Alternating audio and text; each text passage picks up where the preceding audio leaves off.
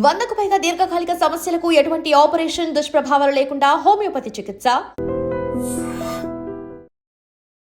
పొద్దున 5:30కి హాస్పిటల్కి వస్తే ఆయన ఇంటికి వెళ్ళేసరికి 11:30. సుమారు ఒక 4-5 గంటలు పడుకుంటే చాలా గొప్ప. రోజుకి మినిమం 120 మంది పేషెంట్స్ని ఓపీలో చూస్తూ 10 to 20 యావరేజ్గా మాట్లాడుతున్నాను. సర్జరీస్ చేయడం ఆయన ప్రత్యేకత.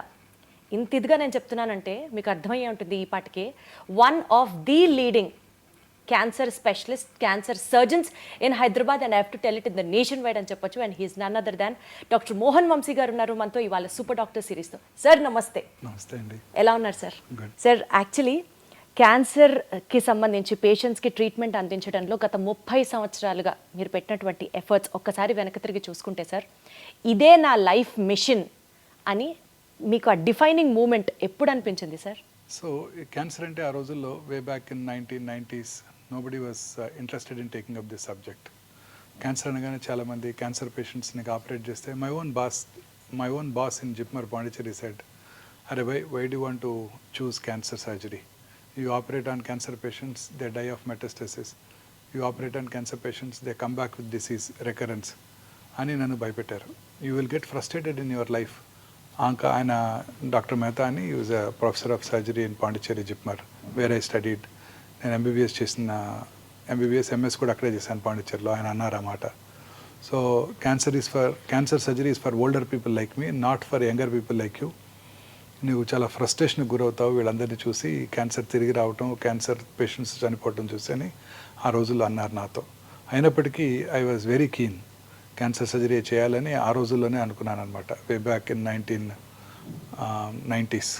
ఎందుకు సార్ ఆయన మిమ్మల్ని డిమోటివేట్ చేసిన? Why only cancer? ఆ రోజుల్లో క్యాన్సర్ ప్రోగ్నోసిస్ అలానే ఉండేది. క్యాన్సర్ కింద అడ్వాన్స్ ట్రీట్మెంట్స్ ఉండేవి కావు. సో ఆ రోజుల్లో అక్కడ పాండిచేరిలో క్యాన్సర్ ఇన్సిడెంట్స్ కూడా చాలా ఎక్కువ ఉండేది. క్యాన్సర్ పేషెంట్స్ ఎక్కువగా జిప్మర్ పాండిచేరికి వచ్చేవాళ్ళు అనమాట.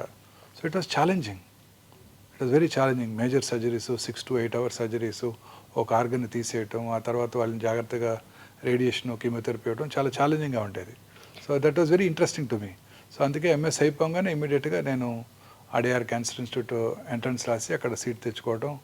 MCh surgical oncology prestigious institute in the country, cancer institute ఆర్డీఆర్లో నేను నా పోస్ట్ గ్రాడ్యుయేషన్ చేయడం జరిగింది. Sir cancer treatment, cancer prognosis మీరు చెప్పినట్లు చాలా ఛాలెంజింగ్గా ఉన్నప్పటికీ ఈక్వల్గా టైరింగ్గా కూడా అనిపించిందా సార్ ఎప్పుడన్నా? Very tiring madam. చాలాసార్లు చాలా ఫ్రస్ట్రేటింగ్గా కూడా ఉంటుంది. ఎంతో కష్టపడి ఆపరేషన్ చేస్తాము, దానికి కీమోథెరపీ ఇస్తాము, రేడియోథెరపీ ఇస్తాము, ఫస్ట్ ఫాలోఅప్లోనే జబ్బు తిరిగి రావడం జరుగుతుంది. మా సీనియర్ సర్జన్ ఒక ఆయన చెప్పారు, the unpredictable biological behaviour of the cancer makes the most predictable treatment unpredictable. అంటే మనం ఎంతో కష్టపడి ఆ క్యాన్సర్ బిహేవియర్ ఎలా ఉంటుందంటే మనం అసలు ప్రెడిక్ట్ చేయలేము. ఎంతో కష్టపడి దానికి మనం వైద్యం చేసినప్పటికీ కూడా తిరిగి వస్తుంటాయి. అప్పుడు చాలా ఫ్రస్ట్రేటింగ్గా ఉంటుంది, డిప్రెసింగ్గా కూడా ఉంటుంది. ఏంటి సార్ యూజువల్గా ఒక పేషెంట్ బాధతో డాక్టర్ దగ్గరికి వస్తారు, కానీ డాక్టర్కి కూడా డిప్రెషన్ ఉంటుంది, డాక్టర్ కూడా ఫ్రస్ట్రేటెడ్గా ఫీల్ అవుతారు, డాక్టర్ కూడా స్ట్రెస్ ఫీల్ అవుతారు అని చాలా తక్కువ మంది అర్థం చేసుకుంటారు. Quite stressful to doctors and cancer surgeons. Absolutely sir, I agree. చాలాసార్లు తిరిగి వచ్చినప్పుడు వాళ్ళకన్నా మాకు ఎక్కువ బాధ ఉంటుంది. అంటే వాళ్ళకు ఉండదని కాదు, మాకు కూడా డిప్రెసింగ్గా ఉంటుంది. రిపోర్ట్ వచ్చినప్పుడు వాళ్ళు పోస్ట్ ఫాలోఅప్ వస్తారు మార్నింగ్, వాళ్ళని ఎగ్జామిన్ చేసి స్కాన్ రాయడం జరుగుతుంది. ఆ స్కాన్ రిపోర్ట్ తీసుకొచ్చినప్పుడు మేము కూడా మనసులో అమ్మో దేవుడా వీడికి వీడికి రికరెన్స్ రాకూడదు అనుకొని ఓపెన్ చేస్తుంటాం రిపోర్ట్. మేము కూడా మాకు కూడా చాలా టెన్షన్తో ఉంటుంది. ఎట్లా sir, how do you deal with all this stress sir? Being a doctor, ఇంకొకళ్ళకి ఆన్సర్ చెప్పాలి, ఈక్వల్గా మీకు స్ట్రెస్ ఉంటుంది, మీలో కూడా హ్యూమన్ యాంగిల్ ఉంటుంది. డెఫినెట్గా apart from all these things ఒక 100 సంఖ్యలో పేషెంట్స్ని రోజు చూస్తూ ఉంటారు. ఏంటి సార్ మీకు మోటివేషన్ ఫ్యాక్టర్ ఏంటి? How do you de-stress your self? మనకి ఇది I enjoy this profession. So మనకు ఒక బాధ అంటూ ఏముండదు. ఇప్పుడు if you don't like some profession and you have to work, మనం పని చేయాలంటే మనకి స్ట్రెస్ఫుల్గా ఉంటుంది. ఇది నాకు పని చేయడమే హాబీ. నాకు ఇది స్ట్రెస్ఫుల్గా ఉండదు. ఇది రోజు మార్నింగ్ ఓపీకి వెళ్ళి 100 పేషెంట్స్ చూస్తే నాకు చాలా హ్యాపీగా ఉంటుంది. That it self is meditation for me. This is what the younger generation has to learn from you sir. 8 o'clock ఓపీకి వెళ్తే 1 o'clock అయ్యే వరకు టైం తెలియదు. కడుపులో కొంచెం ఆకలి స్టార్ట్ అయితే 1 o'clock, అప్పుడు 1 అయిందా అని టైం చూస్తాను. అద్భుతం సార్, అందుకనే మీరు దేవుడు. టైం తెలియదు మాకు. Right sir. అక్కడ చూస్తూనే ఉంటాను హ్యాపీగా. సార్ పాండిచ్చేరి నుంచి మీరు చేసినటువంటి ఇంటర్నేషనల్ స్టడీస్, అక్కడ ప్రాక్టీస్ చేయడం, ఆ యూనివర్సిటీస్కి వెళ్ళడం, ఫ్రాన్స్ కూడా వెళ్ళి చదువుకున్నారు. సో నేషనల్ వైడ్ అండ్ అంటే గవర్నమెంట్ హాస్పిటల్స్లో పనిచేశారు మీరు, ఇంటర్నేషనల్ హాస్పిటల్స్లో మీ వర్క్ ఎక్స్పీరియన్స్ ఉంది, అక్కడి నుంచి కమింగ్ బ్యాక్ టు ఒమేగా. ఈ మొత్తం మీ యొక్క సైకిల్ చూసుకుంటే సార్, మీ కెరియర్ సైకిల్ చూసుకుంటే, వన్ బిలీఫ్ మీ ప్రాక్టీస్లో this philosophy is my driving force అని మీరు నమ్మే ఫిలాసఫీ ఏంటి సార్? సో ఏమీ ట్రీట్మెంట్ చేయలేనప్పుడు కూడా చాలాసార్లు పేషెంట్ కొంచెం ఓపిక్గా వాళ్ళతో సానుభూతితో మాట్లాడితే డెఫినెట్గా వాళ్ళ కాన్ఫిడెన్స్ని గెయిన్ చేస్తే వాళ్ళు చాలా కాలం బతికేస్తారండి. వాళ్ళకి ట్రీట్మెంట్ ఇవ్వలేకపోయినా చాలు, వాళ్ళకి ధైర్యం చెప్పి నమ్మకం చెప్పి వాళ్ళకి మనం ఆ డిసీజ్ని ఫేస్ చేసేటట్టు చేయగలిగితే వాళ్ళు చాలా కాలం బతికేస్తారు. చాలాసార్లు లేట్ స్టేజ్ క్యాన్సర్ పేషెంట్స్లో ట్రీట్మెంట్ ఏమి ఉండదు. చాలామంది చెప్తారు నువ్వు కొన్ని వారాలు బతావు, కొన్ని నెలలు బతావు, ఇంటికి వెళ్ళిపోమని. మన దగ్గరికి వచ్చినప్పుడు వాళ్ళు ఎంతో ఆశతో వచ్చినప్పుడు వాళ్ళకి ఎంతో ధైర్యం చెప్పాలి మనం. ఈ క్యాన్సర్ నేను ఒకటి గట్టిగా నమ్ముతానండి, పేషెంట్ కనుక డాక్టర్ మీద నమ్మకం ఉంటే ఖచ్చితంగా ట్రీట్మెంట్ తీసుకోకపోయినా గెలిచేస్తాడు ఆయన. What is important is that confidence, that faith. అది ఉండాలి పేషెంట్కి. ఫెయిత్ కనుక ఉంటే ఖచ్చితంగా గెలుస్తారండి. రేపు పొద్దున చనిపోయేవాడికి కూడా మీ అబ్బాయి అమెరికా నుంచి ఒక వైద్యం మెడిసిన్ తెప్పించారని చెప్పి తులసి తీర్థం నోట్లో పోయండి, ఆయన చాలా కాలం బతుకుతాడు. ఈ నమ్మకమే మోస్ట్ ఇంపార్టెంట్. నమ్మకం, ఆ నమ్మకం అనేది చాలా ఇంపార్టెంట్. ధైర్యంగా ఉంటే దేన్నైనా జయించవచ్చు. మానసికంగా మనం ధైర్యంగా ఉంటే ఏ ప్రమాదాన్నైనా నివారించవచ్చు. సో అన్ని జబ్బులకి మూల కారణం ఈ మానసిక అశాంతత, మానసికంగా ప్రశాంతితో లేకపోవటం, ఇదే మూల కారణం అండి. అందుకనే సార్ మీరు సర్జరీ చేసిన పేషెంట్స్ని మీ హాస్పిటల్స్లో పొద్దున వెళ్ళి విజిట్ చేస్తారు, సాయంత్రం వెళ్ళి పలకరిస్తారు, ఖచ్చితంగా డాక్టర్ గారు వచ్చి మాతో మాట్లాడతారు, అదే మాకు ధైర్యం అని చెప్తూ ఉంటారు అందరూ. చాలా మంది చెప్తారు ఈ మాట. ఖచ్చితంగా చూడాలి వాళ్ళని. పేషెంట్కి ప్రతి ఫాలోఅప్లో కూడా చూస్తాను. 20 ఏళ్ల తర్వాత వాళ్ళు వచ్చినా ఖచ్చితంగా నేనే చూస్తాను. అద్భుతం సార్, అందుకనే మీరు పేషెంట్స్ పాలిట దేవుడు. అంతే, వాళ్ళందరూ నాకు బాగా గుర్తుంటారు, వాళ్ళ పేర్లు కూడా గుర్తుంటాయి, వాళ్ళు ఎవరి నుంచి వచ్చారో గుర్తుంటారు, వాళ్ళ ఫ్యామిలీ మెంబర్స్ కూడా గుర్తుంటారు. అడుగుతాను మీ హస్బెండ్ రాలేదేంటి, వాళ్ళు మీ సన్ రాలేదేంటి అని. మా బాబోయ్, అసలు hats off sir, hats off మీకు. సార్ ఇన్ని లక్షల మంది పేషెంట్ స్టోరీస్లో one patient story which is still ringing in your mind, and అసలు ఆ పేషెంట్ కోసం మీరు చాలా కష్టపడ్డారు, ఎఫర్ట్స్ పెట్టారు, అండ్ యూ మేడ్ ఇట్ అని చెప్తే ఏ ఎక్స్పీరియన్స్ మీ కెరియర్లో షేర్ చేసుకుంటారు? చాలా మంది పేషెంట్స్ ఉంటారండి అలా. Every day is a challenge. చాలా మంది పేషెంట్స్ ఉంటారు. If you have to name one single which is close to your heart, ఇవాల్టికి కూడా పేషెంట్కి మనసు పెట్టి చేస్తాం. అలా ఉంటే అదర్వైజ్ చాలా మనసు పెట్టి ఆ పేషెంట్కి ట్రీట్మెంట్ చేయాలి, ఆ పేషెంట్కి ఎంతో డెఫినెట్గా ఈ patient has to win over the cancer అని మనం ఎంతో కష్టపడినా కూడా ఆ పేషెంట్ తనకున్న మానసిక అశాంతి వలన వీ లాస్ట్ హిమ్. అలాంటి గుర్తుంటాయి. ఫీల్ అయ్యారా సార్ అలాంటివి? చాలాసార్లు ఫీల్ అయ్యాను. ఒక ఇన్స్టెన్స్ చెప్పండి సార్. అంటే we can't name him, but ఒక యంగ్ మ్యాన్ కండి. ఈ had a man, is a male breast cancer patient. ఎంతో ప్రేమతో ఎంతో ఓపిక్గా అతనితో కూర్చొని అతనికి మనం ఎంతో కష్టపడి నేను మా టీం అంతా కలిసి ట్రీట్మెంట్ ఇచ్చాం. చాలా వరకు గెలిచారు. కొన్నాళ్ళ తర్వాత కొంచెం రికరెంట్ స్టార్ట్ అయింది. అప్పుడు he became very tense. He became, I don't know, he had lot of mental disturbance. దాంతో అతను చాలా డిస్టర్బెన్స్కి లోనయ్యి then he went off somewhere, he went to another centre in US and all that. So that was quite depressing అండి. So మీరు కూడా చాలా feel అయ్యారా సార్? డెఫినెట్గా తిరిగి వచ్చినప్పుడు ఫీల్ అయ్యాము. అతని పాపం మానసిక ప్రశాంతత లేకపోవడం వలన వి లాస్ట్ హిమ్. అయ్యో సార్, ఏంటి సార్ మేల్కి కూడా బ్రెస్ట్ క్యాన్సర్ వస్తుందా సార్? రావచ్చండి, మెన్లో కూడా బ్రెస్ట్ క్యాన్సర్ వస్తుంది. ఎట్లా సార్? అసలు ఎప్పుడు వినలేదు మెన్లో కూడా బ్రెస్ట్ క్యాన్సర్. బ్రెస్ట్ ఇష్యూ మన మెన్లోను స్త్రీల్లో కూడా ఉంటుంది. స్త్రీలలో వాళ్ళ స్త్రీల హార్మోన్స్ వల్ల బాగా డెవలప్ అవుతుంది, పురుషుల్లో అది డెవలప్ అవ్వదు. సో పురుషుల్లో కూడా రావచ్చు బ్రెస్ట్ క్యాన్సర్. చాలాసార్లు నెగ్లెక్ట్ చేయబడుతుంది. పురుషుల్లో నాకెందుకు వస్తుందని అశ్రద్ధ చేస్తుంటారు, అందువల్ల అశ్రద్ధ చేయబడుతుంది. పురుషుల్లో ఫ్యాట్ టిష్యూ కూడా ఉండదు, అందువల్ల డైరెక్ట్గా మజిల్లోకి వెళ్ళిపోతుంది, తొందరగా లేట్ స్టేజ్కి పాకిపోతుంది. అయ్యో. సో అందుకే పురుషులు చాలా కేర్ఫుల్గా ఉండాలి. పురుషుల్లో కూడా రావచ్చు, స్త్రీలలో ఎక్కువ వస్తుంది, బట్ పురుషుల్లో కూడా రావచ్చు. పురుషుల్లో కూడా నిప్పుల కింద కానీ ఏరియాల కింద కానీ గడ్డ కనుక ఉన్నట్టయితే అశ్రద్ధ చేయకుండా వెంటనే డాక్టర్ దగ్గరికి చూపించుకోవాలి. సార్ నాకు ఇది ఒక బిగ్గెస్ట్ టేక్ అవే ఇవాళ మన ఇంటర్వ్యూకి. పురుషుల్లో కూడా బ్రెస్ట్ క్యాన్సర్ రావచ్చు. అమ్మ బాబోయ్, వస్తుంది, చాలా కామన్గా చూస్తుంటాం. అమ్మ బాబోయ్, నెలకి 1-2 కేసులు ఖచ్చితంగా చూస్తుంటాను ఇప్పటికీ. బాబాబోయ్. సార్ అసలు క్యాన్సర్ గురించి మాట్లాడుకుందాం సార్. క్యాన్సర్ అనేది ఎక్కడ స్టార్ట్ అవుతుంది సార్? అసలు ఒక పేషెంట్ చాలా హెల్దీ లైఫ్ స్టైల్ ఫాలో అవుతాడు, ఫ్యామిలీ హిస్టరీలో అసలు ఆ జెనెటికల్గా క్యాన్సర్ వచ్చే సూచనలే కనిపించవు, బట్ స్టిల్ అతనికి క్యాన్సర్ రావచ్చా? ఎక్కడ స్టార్ట్ అవుతుంది సార్ క్యాన్సర్? క్యాన్సర్ అనేది మన శరీరంలో ఉన్న కోట్లాది కణజాలంలో ఏదో ఒక కణం అప్రతీతంగా పెరిగిపోవటాన్ని క్యాన్సర్ అంటారు. నార్మల్గా బాడీలో రెగ్యులేటరీ మెకానిజమ్స్ ఉంటాయి. ముక్కు ఈ సైజ్ దాకా వచ్చి ఆగిపోతుంది, చెవి ఇక్కడ దాకా పెరిగి ఆగిపోతుంది. క్యాన్సర్ ఆ రెగ్యులేటరీ మెకానిజమ్స్ దాటి పెరిగిపోతూ ఉంటుంది. ఒక సెల్ 2 సెల్స్ అవుతుంది, 2 4 అవుతాయి, 4 8 అవుతాయి, 8 16 అవుతాయి, అలా ఎక్స్పోనెన్షియల్గా పెరిగిపోతూ ఉంటుంది. పెరిగిపోవటమే కాకుండా పక్కన ఉన్న నార్మల్ కణజాలంలోకి ఇన్వేట్ చేస్తుంది, ఆక్రమించేస్తుంది. పక్కన బోన్ ఉన్నా కూడా తినేస్తుంది. పక్కనున్న రక్తనాళాల ద్వారా, లింఫ్ నాళాల ద్వారా శరీరంలో ఇతర భాగాలకు పాకిపోతుంటుంది. అది క్యాన్సర్ అంటే. Body cannot control it, body cannot regulate it. మన బాడీలో ఉన్న ఒక 22,000 ప్రోటాన్ కోడింగ్ జీన్స్ ఉంటాయి. అందులో ఒక 500 to 600 ఆన్కో జీన్స్ అంటే క్యాన్సర్ కారక జన్యుల్ని సైంటిస్టులు ఐడెంటిఫై చేశారు. ఈ 500-600 జీన్స్లో వచ్చే మ్యుటేషన్స్ కారణంగానే క్యాన్సర్ వస్తుంది అని ఇప్పుడు సైంటిస్టులు గట్టిగా నమ్ముతున్నారు కూడా. సో అందుకే ఇప్పుడు అన్ని రకాల క్యాన్సర్స్కి జెనెటిక్ ప్రొఫైలింగ్ చేస్తున్నారు.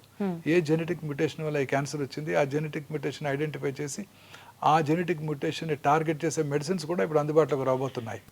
ఇంకా స్టిల్ రిసర్చ్ స్టేజ్లోనే ఉంది. రీసెర్చ్ స్టేజ్లో ఉంది. ఫ్యూచర్ అంతా ఇలానే ఉండబోతోంది.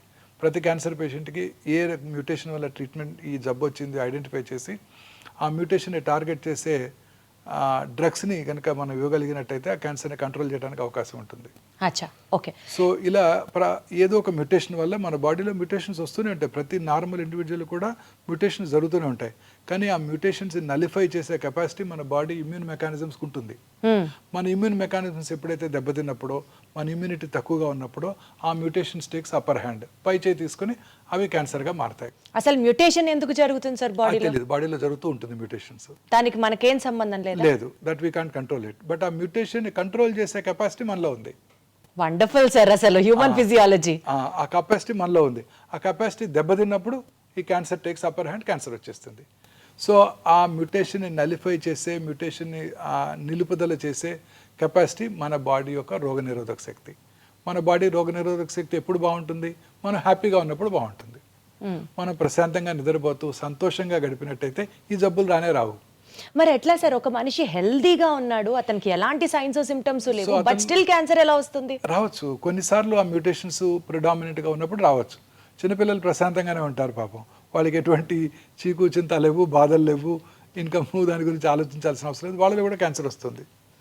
సార్, పెద్దవాళ్ళలో వచ్చే క్యాన్సర్కి చిన్నపిల్లల్లో వచ్చే క్యాన్సర్కి వ్యత్యాసం ఏంటి సార్? చిన్నపిల్లల్లో ఎన్ని రకాల క్యాన్సర్లు ఉన్నాయి? చిన్నపిల్లల్లో జనరల్గా హిమటలాజికల్ అంటే బ్లడ్ సంబంధ క్యాన్సర్సు, నర్వస్ సిస్టమ్కు సంబంధించిన క్యాన్సర్సు, అలాగే సాఫ్ట్ టిష్యూస్ మజిల్స్లోను, అలాగే రెట్రోపెరిటోనియం, కిడ్నీ ట్యూమర్సు, న్యూరోబ్లాస్టోమర్స్ వస్తుంటాయి. పిల్లల్లో వచ్చే ట్యూమర్స్ జనరల్గా 100కు 80-90 మంది క్యూర్ అవుతాయి. క్యూర్ అయిపోతాయా? పిల్లల్లో వచ్చే ట్యూమర్స్ క్యూర్ అయిపోతాయి. అండ్ పిల్లలు ట్రీట్మెంట్ కూడా బాగా విత్స్టాండ్ చేయగలరు. చాలాసార్లు అనుకుంటాం పెద్దవాళ్ళే కీమోథెరపీ తట్టుకోలేరు, పిల్లలు ఏం తట్టుకుంటారని. పిల్లలు చక్కగా తట్టుకుంటారు. వాళ్ళు ఆడుతూ పాడుతూ కీమోథెరపీ తీసుకుని వెళ్ళిపోతుంటారు, చక్కగా చదువుకుంటూ ఉంటారు కూడా హాస్పిటల్లోనే. అంటే పెద్దవాళ్ళకు ఉన్నంత ట్రీట్మెంట్ కష్టాలు చిన్నపిల్లలకు ఉండవా సార్ క్యాన్సర్కి సంబంధించి? రోగనిరోధక శక్తి చాలా బాగుంటుంది. వాళ్ళు చక్కగా రికవర్ అవుతారు. వాళ్ళు ట్రీట్మెంట్ యొక్క సైడ్ ఎఫెక్ట్స్ బాగా తక్కువగా ఉంటాయి వాళ్ళలో. వాటిని కూడా బాగా ఫేస్ చేయగలరు వాళ్ళు. పిల్లల్లో సైడ్ ఎఫెక్ట్స్ చాలా తక్కువగా ఉంటాయండి. Nice sir. సార్, ఇప్పుడు పెద్దవాళ్ళలో క్యాన్సర్ రావడానికి మీరు అన్నట్లుగా జెనెటిక్ మ్యుటేషన్ అనేది అది అప్పర్ హ్యాండ్ ప్లే చేస్తుంది, అర్థమైంది సార్ నాకు. అది కాకుండా ఇప్పుడు మనము డైట్ రిలేటెడ్ అని చెప్పాలా, లేకపోతే smoking life style habit related అని చెప్పాలా, వైరస్ రిలేటెడ్ అని చెప్పాలా, లేకపోతే ఫైనల్లీ ఫ్యామిలీ హిస్టరీలో ఉంది కాబట్టి వీళ్ళకి కూడా వచ్చేస్తుంది అని చెప్పాలా? How do you have to see the? అన్నీ చెప్పొచ్చండి. మన బాడీలో 2 రకాల కారణాలు ఉన్నాయండి క్యాన్సర్ అవడానికి. ఒకటి జెనెటిక్ ప్రెడిస్పోజిషన్, అది మనం ఏం చేయలేము. BRCA1, BRCA2 మ్యూటేషన్ అంటారు, వినే ఉంటారు. మిస్ యాంజెలినా జోలీ వారి తల్లి గారికి ట్రిపుల్ నెగటివ్ బ్రెస్ట్ క్యాన్సర్ ఉన్నట్టయితే వారు కూడా 20 లెవెల్లోనే ఆ టెస్ట్ చేయించుకున్నారు. వారికి ఆ మ్యూటేషన్ వారిలో ఉంది కాబట్టి వారు క్యాన్సర్ రాకముందే 2 బ్రెస్ట్లు 2 ఓవరీలు తీయించేసుకున్నారు. అలా రకరకాల రెట్ మ్యూటేషన్ అని, మెడులరీ కార్సినోమా, థైరాయిడ్కి, ఫెమిలియల్ ఎడినోమటస్ పాలిపోసిస్ కొని అని, కోలన్ క్యాన్సర్కి మ్యూటేషన్స్ ఉన్నాయి. ఆ మ్యూటేషన్స్ని కనుక ఉన్నట్టయితే వాళ్ళు ఖచ్చితంగా క్యాన్సర్ వస్తుంది. ఆ మ్యూటేషన్ ఐడెంటిఫై చేసి క్యాన్సర్ రాకుండా ముందుగానే సర్జరీ కూడా చేసే ఫెసిలిటీ ఉంది వాళ్ళందరికీ. ఇవి జెనెటిక్ మ్యూటేషన్స్. ఇవి కాక ఎన్విరాన్మెంటల్ ఫ్యాక్టర్స్. ఎన్విరాన్మెంటల్ ఫ్యాక్టర్స్లో ఇవి మీరు చెప్పినవన్నీ, లైఫ్ స్టైలు, అందులో ఇంక్లూడింగ్ ఫుడ్, దురలవాట్లు, తర్వాత మన చుట్టూ ఉండే ప్లాస్టిక్స్, ఎన్విరాన్మెంటల్ పొల్యూషను, ఇవన్నీ దోహదం చేస్తాయి క్యాన్సర్ రావడానికి. సో ఉదాహరణకి లైఫ్ స్టైల్ తీసుకున్నట్టయితే ముఖ్యంగా దురలవాట్లు. స్మోకర్స్లో మనందరికీ తెలుసు ఎటువంటి క్యాన్సర్స్ వస్తాయో. స్మోకింగ్ చేసిన ఫ్యూ సెకండ్స్లోనే ఆ స్మోక్లో ఉన్న, టొబాకోలో ఉన్న 400-500 కార్సినోజన్స్ అంటే క్యాన్సర్ కారక పదార్థాలు మన బ్లడ్లోకి వెళ్ళి బాడీలో అన్ని భాగాల్లోనూ క్యాన్సర్ కలెక్ట్ చేస్తాయి. ఆల్కహాల్ తీసుకునే వాళ్ళలో కూడా క్యాన్సర్ వచ్చే అవకాశాలు ఎక్కువగా ఉంటాయి. ఈ రెండే కాకుండా ఇంకా మిగతా దూరాలవాట్ల వల్ల కూడా అనేక రకాల క్యాన్సర్స్ వస్తున్నాయి. మనం తీసుకునే ఆహారము, ఈ processed foods, high fatty diet, low fibre diet, fresh fruits, greens తక్కువగా తీసుకుంటూ చాలామంది ఈ మధ్యకాలంలో ఈ కంటామినేటెడ్ ఆయిల్స్తో ప్రాసెస్డ్ ఫుడ్స్, రకరకాల ప్రిజర్వేటివ్స్, తర్వాత కలరింగ్ ఏజెంట్స్ వాడుతున్నారు. వీటన్నిటి వల్ల కూడా క్యాన్సర్ వస్తుంది. అవే కాక ఇంకా pollution, environmental pollution, automobile pollution urban ఏరియాస్లో, తర్వాత thermal power plant, asbestos industry, aluminium factories, plastic ఇండస్ట్రీలో పనిచేసే వాళ్ళలోను, సిగరెట్ టొబాకో ఇండస్ట్రీలో పనిచేసే వాళ్ళలోను, వీళ్ళందరి దగ్గర కూడా క్యాన్సర్స్ వచ్చే అవకాశాలు ఉంటాయి. ఫెర్టిలైజర్ ప్లాంట్స్లోను. సార్ ఇప్పుడు మీరు చెప్పినటువంటి రీజన్స్ అన్నిటితో పాటు ఎక్కడో విన్నాను సార్, బయటికి వెళ్తే పొల్యూషన్కి మనము పొల్యూషన్లో ఉన్నప్పుడు మనకి క్యాన్సర్ రావడానికి ఆస్కారం ఎక్కువ ఉంది because of the toxic substances. అవి కాకుండా ఇంట్లో మనం వాడే కెమికల్స్ బట్టి కూడా ఇండోర్లో ఉండే వాళ్ళకి కూడా క్యాన్సర్ రావడానికి చాలా కేసెస్ ఉన్నాయి అని విన్నాను. ఎంతవరకు కరెక్ట్ సార్ ఇది? తప్పనిసరిగానండి. అనేక రకాల కెమికల్స్, మనం వాడే టూత్పేస్ట్, మనం వాడే షాంపూస్, మనం వాడే సోప్స్, మనం వాడే ఇంట్లో వాడే food substances, floor clearance, disinfectants లో కూడా రిపెల్లెంట్స్, ఇవన్నీ మనం నేచర్తో ఫైట్ చేస్తున్నామండి. మార్నింగ్ లేవగానే synthetic toothpaste, plastic toothbrush, plastic bucket, hot water. Toothpaste కి క్యాన్సర్ కి సంబంధం ఉందా సార్? అన్ని రకాలుగానండి. అన్ని రకాల కెమికల్స్ వల్ల కూడా క్యాన్సర్స్ వస్తాయి. మనం వాడే టూత్పేస్ట్, మనం వెళ్ళి కార్లో కూర్చోగానే ఆ కార్లో ఉన్న ఇంటీరియర్, ప్లాస్టిక్ ఇంటీరియర్, ఆ స్మోక్కి ఆ ప్లాస్టిక్ మైక్రో ప్లాస్టిక్స్ అని మనం ఇన్హేల్ చేస్తాం. ప్లాస్టిక్ వాటర్ బాటిల్లో వాటర్ తాగుతాం. ఇవన్నీ కూడా క్యాన్సర్ కారకాలేనండి. సరే, అసలు ఏ తీసుకున్నా అదే. చాలాసార్లు నేను ఇవన్నీ చెప్పినప్పుడు ప్రజలు అంటుంటారు, మరి ఏం తిని బతకాలి, ఏం తాగి బతకాలని. అసలు మనిషికి ప్లాస్టిక్ కి ఎంత క్లోజ్ అటాచ్మెంట్ ఉంది సార్. ప్లాస్టిక్ లేని లైఫ్ ఊహించుకోవడం కూడా ఇంపాసిబుల్ అనిపిస్తుంది. చూడండి, మీరు పాత సినిమాలు చూసినట్టయితే, పాత ఇంగ్లీష్ సినిమాలు 30-40 ఇయర్స్ 50 ఇయర్స్ బ్యాక్ ఇంగ్లీష్ సినిమాలు చూస్తే, వాళ్ళు మార్కెట్కి వెళ్ళినప్పుడు వాళ్ళు they never carrying plastic bags, they're carrying only paper bags. వాళ్ళు పేపర్ బ్యాగ్స్ ఇలా క్యారీ చేయ కదా, ఇలా పట్టుకొని తీసుకొస్తుంటారు అందులో మూవీస్లో. చూడండి, 50 ఇయర్స్ బ్యాకే అక్కడ అవేర్నెస్ స్టార్ట్ అయింది. మనం ఇంకా కూడా ప్లాస్టిక్సే వాడుతున్నాం. సార్ ఫుడ్ గ్రేడ్ ప్లాస్టిక్స్ అంటున్నాం కదా సార్, ఆ ప్లాస్టిక్స్ చాలా మంచివి అని కదా సార్ వాడుతున్నాం? అలానే లేదండి, సింగిల్ యూజ్ ప్లాస్టిక్స్ అని డేంజరస్ ఏనండి. బయోడిగ్రేడబుల్ ప్లాస్టిక్స్ అంటున్నాము. ఇంకా రాలేదు, ఇంకా వస్తాయంట అవి. చూడండి, ఇప్పుడు కూడా మనం ఇప్పుడు మా సూపర్ మార్కెట్కి వెళ్తే మనకి ఇప్పుడు కూడా ప్లాస్టిక్ కంటైనర్తో, ప్లాస్టిక్ బ్యాగ్తోనే మనకి ఇస్తున్నారు. అట్లీస్ట్ మనం ప్లాస్టిక్ బ్యాగ్ తీసుకెళ్ళినా సార్, సూపర్ బజార్స్ లో ఇచ్చేటువంటి ఆ గ్రాసరీస్ అన్ని ప్లాస్టిక్ లోనే ఫాయిల్ అయి ఉంటాయి కదా సార్. ఉంటాయి. ఇప్పుడు ఇవన్నీ స్లోగా అవన్నీ అవాయిడ్ చేయగలుగుతున్నాం కదండి. ఇప్పుడు చూడండి, కొత్తగా చాలాసార్లు సూపర్ మార్కెట్లో ఈ కవర్స్ వేస్తున్నారు, మనం ఇలా క్యారీ చేసి తీసుకురావాల్సి వస్తుంది ఇప్పుడు. సో లైఫ్ స్టైల్లో ప్లాస్టిక్ ని దూరంగా పెడితే క్యాన్సర్ ని నివారించవచ్చు అట్లీస్ట్. ఎస్, డెఫినెట్గానండి. బట్ చాలా కష్టం అది. మన ఎంటైర్ మీరు అన్నట్టు మనతో పాటు ఆ ప్లాస్టిక్ కంప్లీట్గా మమేకం అయిపోయింది సార్, మనలో ఉంది కదా సార్. కరెక్ట్ వర్డ్ వాడారు. ఎస్ సార్, ఒక మాట చెప్పండి, ఇవాళ రోజుల్లో సెల్ ఫోన్ ని చూడకుండా ఉండేవాళ్ళు అసలు లేరు. క్లోజ్ అఫినిటీ, ప్లాస్టిక్ ఎట్లా అయిపోయిందో సెల్ కూడా మన ఆత్మ అయిపోయింది. సెల్ ఫోన్ గనక ఎక్కువ వాడితే బ్రెయిన్ ట్యూమర్స్ వస్తుంది అని అంటున్నారు, అది నిజమేనా? ఎస్, ఓల్డెన్ డేస్లో ఈ పాత అంటే ఒక 10 ఇయర్స్ బ్యాక్ ఉన్న మొబైల్ ఫోన్స్లో రేడియేషన్ ఎక్స్పోజర్ ఎక్కువగా ఉండేది. ఇప్పుడున్న కొత్త ఫోన్స్లో ఆ రేడియేషన్ ఎక్స్పోజర్ లేదండి. దీనివల్ల బ్రెయిన్ ట్యూమర్స్ వచ్చే అవకాశాలు చాలా తక్కువ. ఇంతకుముందు ఉన్న ఫోన్స్ ఒక 10-15 years back cell phone start అయినప్పుడు వచ్చిన ఫోన్స్లో అది ఉండేది. పెరోటిడ్ ట్యూమర్స్, అలాగే బ్రెయిన్ ట్యూమర్స్ వచ్చే అవకాశాలు ఎక్కువగా ఉంటాయని అబౌట్ 2014లో WHO గైడ్లైన్స్ కూడా జారీ చేయడం జరిగింది. పిల్లలకి ముఖ్యంగా సెల్ ఫోన్స్ అవాయిడ్ చేయాలని కూడా వాళ్ళు చెప్పడం జరిగింది. అంటే సార్ ఇప్పుడు ఉన్నటువంటి స్మార్ట్ ఫోన్స్ అనాలా, కాస్ట్లీ ఫోన్స్ అనాలా? Smart phones. సో అంటే తక్కువ ఫోన్స్ లో ఇప్పటికీ రిస్క్ ఉంది? లేదండి, తక్కువే ఉంది రిస్క్. ఆ generation of phones have been now discontinued. So పర్వాలేదు, ఫోన్ వాడితే బ్రెయిన్ ట్యూమర్ అయితే రాదు అంతవరకు. కానీ ఫోన్ వాడితే ఇంకా చాలా ప్రమాదాలు ఉన్నాయండి. మీరు రాత్రిపూట మొబైల్ స్క్రీన్ చూస్తూ పడుకున్నారనుకోండి, రాత్రి 10 దాకా 11 దాకా, అది ఆ బ్లూ లైట్ మిమ్మల్ని డిస్టర్బ్ చేస్తుంది. సో మీ నిద్ర డిస్టర్బ్ అవుతుంది. ఆ నిద్ర మనం చక్కగా ఎర్లీగా నిద్రపోయినప్పుడు 9-10 కల్లా నిద్రపోయినట్టయితే 1 o'clock 2 AM మనకి మన బాడీలో మెలటోనిన్ అనే హార్మోన్ ఉత్పత్తి అవుతుందండి. ఆ melatonin as a strong anti cancer properties, అనేక రకాల క్యాన్సర్స్ రాకుండా చేస్తుంది. మీరు రోజు ఆ 11ంటికి పడుకునే ముందు లేట్గా ఈవినింగ్ టీవీ చూడటం, లేట్గా ఆ తర్వాత మొబైల్ ఫోన్ చూస్తూ పడుకోవటం, అందులో మెసేజెస్ ఆన్సర్ చేయటం, మీ వర్క్ అంతా డిక్టేట్ చేయడం మీ అసిస్టెంట్స్కి కొలీగ్స్కి చేస్తూ పడుకుని రాత్రి 10 గంటగా మొబైల్ ఫోన్తో పడుకున్నారనుకోండి, ఆ బ్లూ లైట్తో your entire rhythm gets disturbed. Sir ఇప్పుడు ఇదే పాయింట్ మీద ఒక డౌట్ సార్, 2ంటికి 3ంటికి ఆ టైంలో మెలటోనిన్ హార్మోన్ సెక్రెట్ చేస్తుంది body, that has anti cancer properties అంటున్నారు. It has many other properties also sir ఇప్పుడు పడుకోవడమే 2ంటికి పడుకున్నాం సార్, 5ంటికో 6ంటికో మెలటోనిన్ రిలీజ్ అవ్వదా బాడీలో? అవదండి. మనకి ఆ ప్రశాంతత నిద్ర, ఆ రిథమ్ కావాలి. పగలు పని చేయటం, రాత్రి ఎర్లీగా పడుకోవటం, ఎర్లీగా డిన్నర్ చేయటం, 8-9 గంటకల్లా టీవీ పూర్తిగా. 2ంటికి పడుకొని 10ంటికి లేస్తాం, శుభ్రంగా 8 గంటలు మేము పడుకున్నాంగా అంటారు. లేదండి, that will not have the same effect. మన బాడీకి ఒక రిథమ్ ఉందండి. రాత్రిపూట పడుకోవటం, పగలు పని చేయటం. సో పగలు చక్కగా 8 నుంచి సాయంకాలం 5 దాకా పడుకుంటాం, మెలటోనిన్ ఉత్పత్తి అవుతుందంటే అవ్వదా సార్? అవ్వదు. సో ఈ రాత్రిపూట పనిచేసే వాళ్ళ అందరిలో కూడా క్యాన్సర్ వచ్చే అవకాశాలు ఎక్కువగా ఉంటాయి. క్యాన్సరే కాదు, blood pressure, coronary artery disease వచ్చే అవకాశాలు కూడా ఎక్కువగా ఉంటాయి. బ్రెస్ట్ క్యాన్సర్ వచ్చే అవకాశాలు స్త్రీలలో ముఖ్యంగా ఈ రాత్రిపూట అంతా బీపీఓ కంపెనీస్లో పనిచేస్తుంటారు, టాల్ టవర్స్లో, వెల్ లిట్ టవర్స్లో, వాళ్ళలో అసలు మెలటోనిన్ ఉత్పత్తి అవ్వదు, వాళ్ళకి క్యాన్సర్స్ వచ్చే అవకాశాలు, అనేక రకాల ఎలిమెంట్స్ వచ్చే అవకాశాలు కూడా చాలా ఎక్కువ. అంటే నిద్రకి క్యాన్సర్కి కూడా సంబంధం ఉందంటారు అయితే? నిద్రపోతే క్యాన్సరే రాదు. సంతోషం, మంచి నిద్ర అంటే ఎలా ఉంటుంది సార్? ఈ జనరేషన్ అడిగే క్వశ్చన్ అది. నాకు తెలీదు. నేను పడుకునే సరికి 11:30 అయిపోతుంది.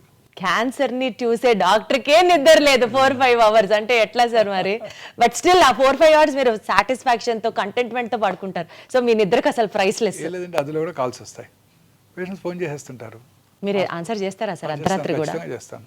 అర్ధరాత్రి కూడా చేస్తారా సార్? ఆ ఫోన్ స్పెషల్గా హాస్పిటల్ ఫోన్ ఉంటుంది, రాత్రిపూట కాల్ వచ్చిందంటే ఖచ్చితంగా కాల్ చేస్తాను. మరి ఎట్లా సార్ మీకు నిద్ర ఎట్లా? మాకు అలవాటు అయిపోయిందండి. సర్జన్స్ అంతా అంతే, ఫోన్ తీసుకోవడం వెంటనే పడుకుంటాం మేము. మాకు ఆ ప్రాబ్లం లేదు. ఓకే సార్, ఇప్పుడు యూజువల్గా అంటూ ఉంటారు కదా, అన్నం తిన్న తర్వాత ఆర్ ఏ మీల్ తీసుకున్న తర్వాత అన్న డెజర్ట్ తినడం అనేది ఒక లైఫ్ స్టైల్, కొత్తగా వచ్చినటువంటి ఒక habit and people are addicted to it. ఆ మాటలో మాట్లాడితే ఆర్టిఫిషియల్ స్వీట్నర్స్ లైక్ ఆస్పర్టమ్ కానివ్వండి, సుక్రలేస్ కానివ్వండి, ఇలాంటి ఆర్టిఫిషియల్ స్వీటనర్స్ వల్ల క్యాన్సర్ వస్తుంది అన్నది నిజమా లేకపోతే అబద్ధమా? నిజమే. అనేక రకాల ఎలిమెంట్స్ ఇంక్లూడింగ్ కిడ్నీ ఎలిమెంట్స్ కూడా ఈ ఆర్టిఫిషియల్ స్వీట్నర్స్ వస్తుంటాయి. నేను చాలా సార్లు నా ప్రోగ్రామ్స్లో చెప్పాను, అన్ని రకాల ఆర్టిఫిషియల్ స్వీట్నర్స్ అండ్ షుగర్ కూడా తగ్గించేయాల్సిందే.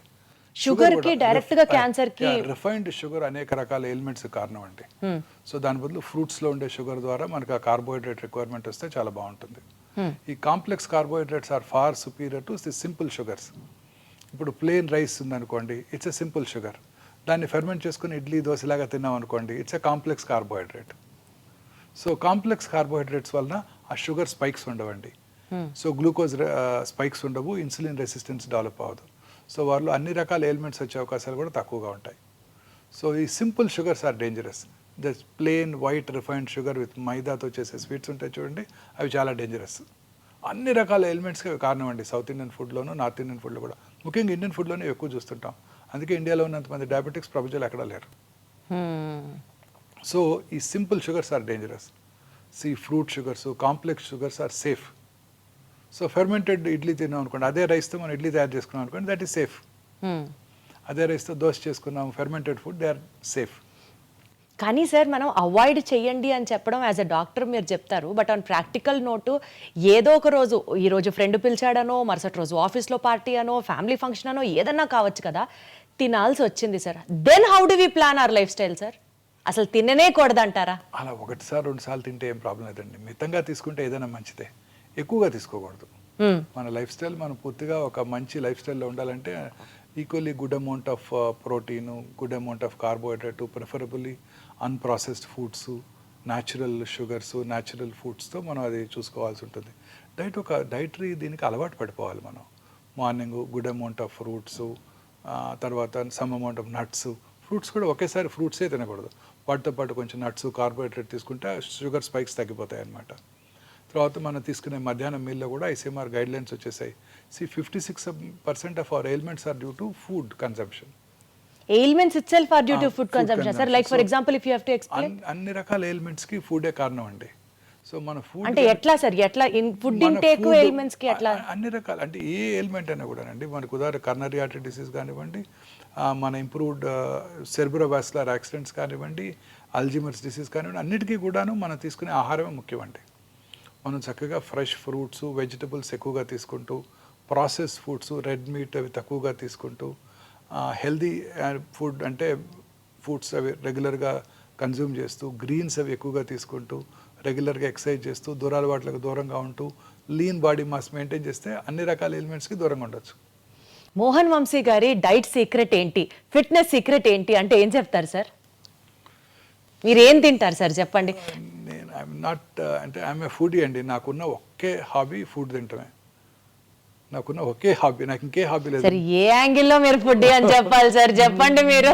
మూవీకి వెళ్ళాలని కోరుకుండదు, టూర్ చేయాలని కోరుకుండదు, యూరోప్ వెళ్ళాలని కోరుకుండదు, ఒక ఫుట్బాల్ మ్యాచ్ చూడాలనో క్రికెట్ మ్యాచ్ చూడాలని కోరుకుంటుంది.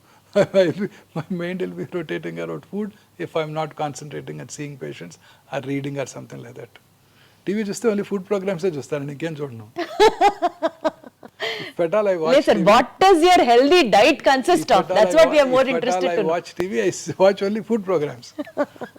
నేను రిటైర్ అయినాక I will become a great chef. Oh my God, that's wonderful, that's wonderful. తప్పనిసరిగా నేను వండుతారా సార్ అయితే? చేస్తానండి. ఏం చేస్తారు సార్ బాగా? ఏమైనా చేస్తాను, అన్ని చేస్తాను. అమ్మో బాబోయ్. రిటైర్ అయినాక I will become a great chef అండి. Sir, you have to host a party and we would all come and taste your items, sir. Then definitely for sure. But otherwise, sir, taking on a serious note, what does your diet consist of? Morning fruits, nuts తీసుకుంటానండి, కొంత curd కూడా తీసుకుంటాను. Plain curd, sir? Plain curd. Lunch టైంలో జనరల్గా ఒక పుల్కా are కొంచెం rice with dal ఖచ్చితంగా ఉంటుంది. I'm vegetarian for past 32 years. So dal ఖచ్చితంగా ఉంటుంది. వెజిటబుల్స్, అన్ని రకాల వెజిటబుల్స్ తీసుకుంటారండి. Evening some amount 1 or 2 helpings of fruits తీసుకుంటాను. నైట్ ఎర్లీగా డిన్నర్ చేసేస్తాను 7 కల్లా. 7 దాటాక ఇంకా అసలు జనరల్గా ఏం తినకుండా ఉండడానికి ప్రయత్నిస్తాను. బట్ జనరల్గా ఐ సక్సీడ్. అర్లీగా ఇంటికి వెళ్తే తినాలనిపిస్తుంది, లేకపోతే 11కి వెళ్తే తినాలనిపించదు. ఇంకా పడుకుని నిద్రపోతాం కదా. ఖచ్చితంగా ఈ టైమ్స్ ఖచ్చితంగా నేను స్ట్రిక్ట్గా అదే టైంలో ఫుడ్ తీసుకుంటాను. మీరు వర్కౌట్ చేస్తారా సార్? అంటే జనరల్గా కొంచెం రోజుకు ఒక 10-15 minutes. నేను ఈ హాస్పిటల్లో రౌండ్స్ చేస్తానండి. మార్నింగ్ రౌండ్స్ అదే మీ వాకింగ్? అదే వాకింగ్. జనరల్గా 8,000 steps చేసేస్తాను మార్నింగ్. మీరు అది ఫాలో అవుతారా సార్? 8,000 steps, 10,000 సుమారుగా steps? అంత అయిపోతుందండి. 8,000 steps అయిపోతాయి. మార్నింగ్ 8th floor నుంచి రౌండ్ స్టార్ట్ చేస్తే ఖచ్చితంగా అన్ని ఫ్లోర్స్ తిరుగుతాను. తర్వాత ఓపీలో కూడా నడిచే ఓపీ చూస్తుంటాను అంతా, ఓకే. 4 rooms-లో. అందువల్ల ఆ స్టెప్స్ సరిపోతాయి. సో ఏదో ఒక బేసిక్ ఫిజికల్ యాక్టివిటీ అయినా ప్రతి ఒక్కరికి ఉండాలి. డెఫినెట్గా. Right. Sitting is smoking, new smoking. Movement is medicine. ఎంత బాగుంది సార్, ఎంత రిథమిక్ గా, రైమింగ్ గా ఉంది. Sitting is new smoking, movement is medicine. Movement is medicine. ఇప్పుడు అందరూ కూడా ఈ 24 hours to 18 hours పని చేస్తున్నారు. చాలామంది కూర్చొని పని చేస్తుంటారు సిస్టమ్స్ ముందు. వాళ్ళందరికీ చాలా రకాల ఎలిమెంట్స్ వస్తుంటాయి. వాళ్ళందరికీ షార్ట్ వాక్స్, ప్రతి హాఫ్ అన్ అవర్కి ఒక 5 minutes వాక్ చేయడం, నుంచొని పని చేయడం, అవి కనుక అలవాటు చేసుకుంటే చాలా ఎలిమెంట్స్ తగ్గిపోతాయండి. బట్ సార్, వాకింగ్ చేస్తే నిజంగా మీరు నాకు 8,000 steps అన్నారని అడుగుతున్నా, 10,000 అడుగులు వేస్తే క్యాన్సర్ కి దూరం అని మనం యూజువలీ చూస్తూ ఉంటాం articles. Is it true sir? కంటే ఎంతో కొంత వాకింగ్ చేస్తున్నామండి. ఎప్పుడు మూమెంట్ ఉంటూనే ఉండాలి. క్యాన్సర్ కి హెల్ప్ అవుతుందా సార్? అన్ని రకాల వాకింగ్ కి క్యాన్సర్ కి కనెక్షన్ ఉందా సార్? ఖచ్చితంగా. ఇప్పుడు కొత్తగా ఇంకొక అధ్యయనం చూశాను. అదేంటంటే బ్రెస్ట్ క్యాన్సర్ పేషెంట్స్లో పోస్ట్ ట్రీట్మెంట్ తర్వాత వాళ్ళు రెగ్యులర్గా ఫిజికల్లీ ఫిట్గా ఉన్నట్టయితే, రెగ్యులర్గా ఎక్సర్సైజ్ చేస్తుంటే క్యాన్సర్ తిరిగి వచ్చే అవకాశాలు కూడా తగ్గిపోతాయి అంటున్నారు. Okay okay okay okay. సరే, అసలు క్యాన్సర్లో ఎన్ని రకాలు ఉంటాయి సార్? ఆ అన్ని రకాల క్యాన్సర్స్ని మనం ముందరగానే ఐడెంటిఫై చేయొచ్చా సార్? క్యాన్సర్ అంటే మనం అనుకున్నట్టు ఏదో కణజాలం నుంచి క్యాన్సర్ రావచ్చండి. సో బ్రాడ్గా 2 రకాల క్యాన్సర్స్ చూస్తుంటాం. ఒకటి సాలిడ్ ఆర్గన్స్, అంటే బ్రెస్ట్, లంగు, బోను, బ్రెయిన్, కోలను, స్టమక్ అనమాట. రెండోది హిమటలాజికల్, అంటే బ్లడ్ సంబంధ క్యాన్సర్స్. బ్లడ్ బాడీ అంతా ఉంటుంది కదండి. ఇవన్నీ జనరల్గా బోన్ మ్యారోలో తయారై బ్లడ్ క్యాన్సర్స్ ద్వారా మనకు మేనిఫెస్ట్ చేస్తాయి. సో ఈ 2 రకాల క్యాన్సర్స్ డిఫరెంట్గా ఉంటాయి అన్నమాట. ఈ సాలిడ్ ట్యూమర్స్కి ట్రీట్మెంట్ వేరుగా ఉంటుంది, హిమటలాజికల్ మెలిగ్నెన్సీస్కి ట్రీట్మెంట్ వేరుగా ఉంటుంది. హిమటలాజికల్ మెలిగ్నెన్సీ జనరల్గా కీమోథెరపీ, టార్గెటెడ్ థెరపీస్, ఇమ్యూనోథెరపీస్ ఉంటాయి. సాలిడ్ ట్యూమర్స్కి సర్జరీ, రేడియేషన్, కీమోథెరపీ అవి ఉంటుంటాయి అన్నమాట. సో ఈ క్యాన్సర్స్ అన్నీ కూడాను డిఫరెంట్ స్పెషలిస్ట్ వీటిని హ్యాండిల్ చేస్తుంటారు క్యాన్సర్కి. సో క్యాన్సర్ యొక్క బిహేవియర్ అనేది ట్యూమర్ యొక్క గ్రేడ్ని బట్టి ఆధారపడి ఉంటుంది. చాలామందికి ఒకే రకమైన క్యాన్సర్. ఒకసారి నాకు ఒక పేషెంట్ వచ్చారు, ఒక 20 years బ్యాక్ నేనే ఆ పేషెంట్కి బ్రెస్ట్ క్యాన్సర్ సర్జరీ చేశాను. అప్పుడు సర్జరీ అయిపోయిన వెంటనే అది అప్పుడు estrogen receptor, progesterone receptor positive breast cancer. Surgery అయిన వెంటనే వాళ్ళకి కొంచెం లోకల్ రేడియేషన్ ఇవ్వడం జరిగింది. ఆ రోజుల్లో చిన్న టెక్నాలజీ తక్కువగా ఉండేది, పెద్ద కాస్ట్లీ ట్రీట్మెంట్ ఉండేది కాదు. ఆ తర్వాత చిన్న ట్యాబ్లెట్ తీసుకున్నారు, 17 ఏళ్ళలో బ్రతికేశారు. 17 ఏళ్ళ తర్వాత రెండో బ్రెస్ట్లో క్యాన్సర్ వచ్చింది. ఈసారి cancer estrogen receptor, progesterone receptor negative cancer, అంటే హార్మోన్ థెరపీకి లొంగదని అర్థం. అగ్రెసివ్ ట్యూమర్ అని అర్థం. తర్వాత HER2 న్యూ రిసెప్టర్ అని ఇంకోటి ఉంటుంది, అది టార్గెటెడ్ థెరపీ, అది పాజిటివ్ వచ్చింది. సో ఈసారి సర్జరీ తర్వాత ఎక్స్పెన్సివ్ రేడియేషన్ ఇవ్వాల్సి వచ్చింది. లెఫ్ట్ సైడెడ్ క్యాన్సరు, కొంచెం స్పెషలైజ్డ్ రేడియేషన్, హార్ట్ను ప్రొటెక్ట్ చేయడానికి ఆ టార్గెటెడ్ థెరపీకి లక్షలు ఖర్చు అయింది. అయినా కానీ ఒక 2 yearsలో తిరిగి వచ్చేసింది. మళ్ళీ తిరిగి వచ్చింది అట్ సైడ్ కూడా. అర్రే. సో అప్పుడు పేషెంట్ నన్ను అడిగారు, అప్పుడేమో జస్ట్ ఒక 40-50,000 రూపీస్తో ట్రీట్మెంటే అయిపోయింది, 17 ఏళ్ళు హ్యాపీగా ఉన్నాను, ఇప్పుడు 40-50 lakhs ఖర్చు పెట్టాను, అయినా కానీ 2 yearsలో తిరిగి వచ్చింది డాక్టర్ గారు అని అడిగారు నన్ను. సో ప్రతి క్యాన్సర్ యొక్క బిహేవియర్ వేరుగా ఉంటుంది.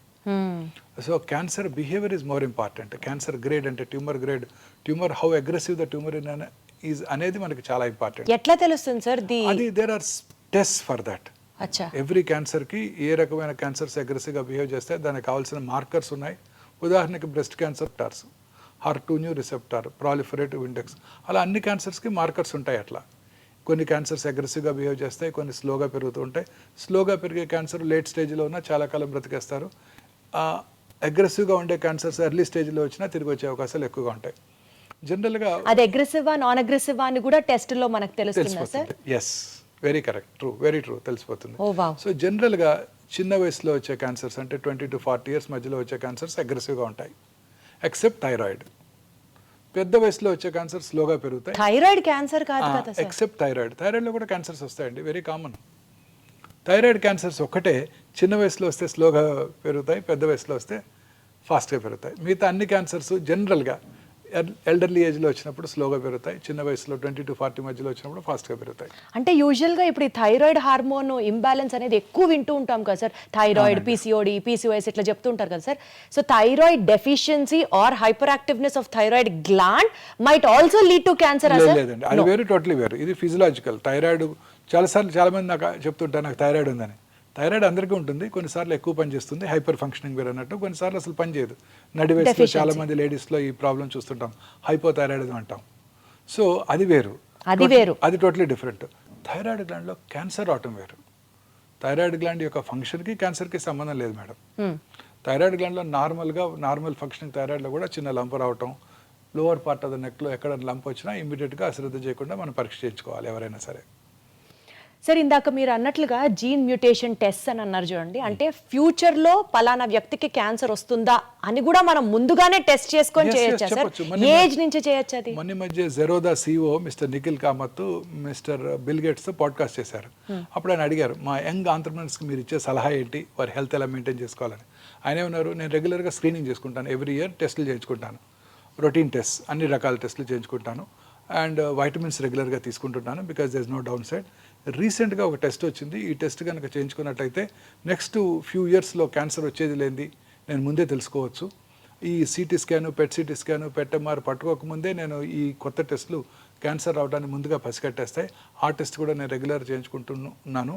అమెరికాలో insurance companies cover that. I don't no, it's an expensive test. ఇండియాలో మీ ఇన్సూరెన్స్ కంపెనీస్ కవర్ చేస్తాయో లేవో నాకు తెలియదు అని కూడా ఆయన అన్నారు. అదే అడగబోతున్నాను. ఆ టెస్ట్ ఇప్పుడు మనకి హైదరాబాద్లో అందుబాటులోకి వచ్చింది. మనకి ఒమేగాలో చేస్తారా సార్ ఆ టెస్ట్? చేస్తారు, ఇదే లాంజివిటీ లాంజ్లో చేస్తాం. అదేంటంటే సింపుల్ బక్కల్ స్మియర్ తీసుకొని ఆ ఎగ్జోమ్ స్టడీ అంటారు. ఇందాక మనం డిస్కస్ చేసాము, ఒక 400 to 500 ఆంకోజీన్స్ ఉన్నాయి. ఈ ఆంకోజీన్స్లో వచ్చే మ్యూటేషన్ వల్లే క్యాన్సర్ వస్తుంది. ఈ మ్యూటేషన్స్ని ట్రిగర్ చేసేది ఎగ్జోమ్స్. ఓకే, ఎగ్జోమ్స్. ఆ ఎగ్జోమ్స్ని మనం అనలైజ్ చేసి క్యాన్సర్ రావటాన్ని ముందుగా పసిగట్టేయచ్చు. ఓకే. సో అంటే ఫర్ ఎగ్జాంపుల్ ఈ పర్టికులర్ ఇండివిజువల్కి కోలన్ క్యాన్సర్ వస్తుంది అని కనుక మనం ప్రెడిక్ట్ చేసినట్టయితే ఆ పర్టికులర్ ఇండివిజువల్కి డైటరీ హెల్ప్, అంటే బాగా గ్రీన్స్, వెజిటబుల్స్ ఎక్కువగా తీసుకుంటూ, ప్రాసెస్ మీట్ తక్కువగా తీసుకుంటూ, ఆల్కహాల్ తీసుకున్నట్టయితే మానిపించేసి, ఎందుకంటే alcohol increases the risk of colon cancer. తర్వాత కిమో ప్రొఫైలాక్సిస్ ఉంది, ఆస్పిరిన్, మనం బ్లడ్ థిన్నర్స్ వాడుతుంటాం, మీరు వినే ఉంటారు, aspirin, low dose aspirin. Low dose aspirin తీసుకునే వాళ్ళలో కోలన్ క్యాన్సర్ వచ్చే అవకాశాలు తక్కువగా ఉంటాయి. సో ఆయనకి ఆస్పిరిన్ ఇవ్వటం, నెలకు ఒకసారి ఫీకల్ అక్కల్ బ్లడ్ టెస్ట్ చేయించుకోవటం, అవసరమైతే బ్లడ్ ఉన్నట్టయితే సిగ్మాడోస్కోపీ, కొలనోస్కోపీ చేసి ఏమైనా పాలిప్స్ ఉన్నట్టయితే ఆ పాలిప్స్ రావడంతోనే వాటిని తీసివేయడం ద్వారా క్యాన్సర్ రావటాన్ని నివారించవచ్చు. నివారించవచ్చా సార్? ఆర్ లేట్ చేయొచ్చా? నివారించవచ్చు. అద్భుతం, అద్భుతం అసలు. లేదా చిన్నగా క్యాన్సర్ ప్రీ క్యాన్సరస్ ఫేజ్లో ఉండగానే దాన్ని పట్టుకొని దాన్ని సర్జరీ కనుక చేసేస్తే మనం క్యాన్సర్ రాకుండా నివారించిన వాళ్ళం అవుతాం. అద్భుతం సార్. అలా ఉదాహరణకు ఒక స్త్రీకి బ్రెస్ట్ క్యాన్సర్ వస్తుందని ప్రెడిక్ట్ చేసామనుకోండి, రెగ్యులర్గా చెక్ చేసుకుంటూ ఉంటారు. వారు ఎలా పరీక్ష చేసుకోవాలో వారికి నేర్పిస్తాం. స్త్రీకి వారు పరీక్ష చేసుకున్నట్టయితే వారి యొక్క బ్రెస్ట్ మీద వారికి అవగాహన పెరిగి ఆ బ్రెస్ట్లో వచ్చే చిన్న చిన్న మార్పులను కూడా గ్రహించి డాక్టర్ నోటీస్కి తీసుకురావడం జరుగుతుంది. రెగ్యులర్గా అల్ట్రాసౌండ్ చేసుకోవటం, అవసరమైతే సంవత్సరానికి మ్యామోగ్రఫీ చేసుకోవటం, ఇంకా మధ్యలో డౌట్ ఉన్నట్టయితే ఎంఆర్ఐ పరీక్ష చేసుకోవటం, ఇంకా అవసరమైతే ఎంఆర్ చేసుకోవటం ద్వారా క్యాన్సర్ ప్రీ క్యాన్సరస్ ఫేజ్లో ఉండగానే, లేకపోతే క్యాన్సర్ చిన్నగా సబ్ సెంటీమీటర్ 1 సెంటీమీటర్గా తక్కువగా ఉండగానే దాన్ని పట్టుకొని సర్జరీ చేసి తీసేస్తే క్యూర్ చేసేయగలుగుతాం. Excellent sir. సార్ ఏమంటారు సార్, ఆ టెస్ట్ ని ముందుగానే క్యాన్సర్ ఉందా లేదా, రావచ్చా లేదా? సింపుల్ ప్రెడిక్టివ్ క్యాన్సర్ స్క్రీనింగ్ అండి. ప్రెడిక్టివ్ టెస్ట్ అన్నమాట. ముందుగానే సింపుల్ బక్కల్ స్మియర్ తీసుకుంటాం. సార్ చాలా ఎక్స్పెన్సివ్ సార్ ఆ test? It cost about 1 lakh అండి. మరి అది నార్మల్ కామన్ పర్సన్ కి కూడా అందుబాటులో ఉండాలంటే ఎట్లా సార్? టైం పడుతుంది. ఏ టెస్ట్ అయినా మీకు తెలుసు కదా, ఇనిషియల్గా దానికి ఉంటుంది, తర్వాత దాన్ని స్లోగా నెంబర్ ఆఫ్ కంపెనీస్ డెవలప్ చేసిన కొలది కాస్ట్ తగ్గిపోతుంది. సో ప్రస్తుతం ఇవాళ రోజున చేయించుకోవాలి 86,000 to 1 lakh ఉందండి. ముందుగానే ప్రెడిక్ట్ చేయవచ్చు. ముందుగానే ప్రెడిక్ట్ చేయొచ్చు. ఇప్పుడు cancer treatment is become prohibitively expensive అండి. ఈ monoclonal antibodies, targeted therapies I have to talk about that also sir. చాలా ఎక్స్పెన్సివ్ అండి. ఇవన్నీ ఇంపోర్టెడ్ మాలిక్యూల్స్ కదండి. సార్ ఇందాక మీరు ఒక మాట అన్నారు, బ్రెస్ట్ క్యాన్సర్కి సంబంధించి స్క్రీనింగ్ ప్రొసీజర్స్ అని. యూజువలీ సార్, అంటే నేను ఆన్ బ్రాడర్ పర్స్పెక్టివ్ అడుగుతున్నాను మిమ్మల్ని. ఇప్పుడు లేడీస్ వచ్చి మ్యామోగ్రామ్ చేయించుకోవాలి అన్నా, బ్రెస్ట్ క్యాన్సర్కి సంబంధించిన స్క్రీనింగ్ టెక్నిక్స్ చేయించుకోవాలి అని అన్నా, టెక్నీషియన్ దగ్గర నుంచి రేడియేషన్ రిపోర్ట్ చేసినటువంటి డాక్టర్ దాకా మేల్ ఉండొచ్చు, లేకపోతే వాళ్ళకి కొంచెం ఆ ఎంబరాస్మెంట్ ఉండొచ్చు స్క్రీన్ చేయించుకోవడానికి. ఇలాంటివన్నీ అవాయిడ్ చేయడానికి do we have any other means of? అన్ని హాస్పిటల్స్లో కూడా మ్యామోగ్రఫీ చేసేవాళ్ళు లేడీ టెక్నీషియన్సే ఉంటారు. 100%. మెయిల్ టెక్నీషియన్ ఉండే అవకాశమే లేదండి. ఫీమేల్ టెక్నీషియన్సే ఉంటారు. తర్వాత అల్ట్రాసౌండ్ రూమ్లో కూడా అన్ని హాస్పిటల్స్లోనూ, నో ఎక్సెప్షన్స్, అన్ని హాస్పిటల్లో కూడా విమెన్ టెక్నీషియన్సే ఉంటారు. అద్భుతం. అంటే సార్ చాలా చోట్ల, చాలా మేజర్ హాస్పిటల్స్లో లేడీ డాక్టర్సే ఉంటున్నారు కూడా. ఇప్పుడు మా దగ్గర మెగా బ్రెస్ట్ క్లినిక్లో 100% లేడీ సర్జన్ ఉంటారు, లేడీ రేడియాలజిస్ట్ ఉంటారు, లేడీ టెక్నీషియన్స్ ఉంటారు, లేడీ అల్ట్రాసౌండ్ దగ్గర కూడా నర్సెసే అసిస్టెంట్గా ఉంటారు. 100%.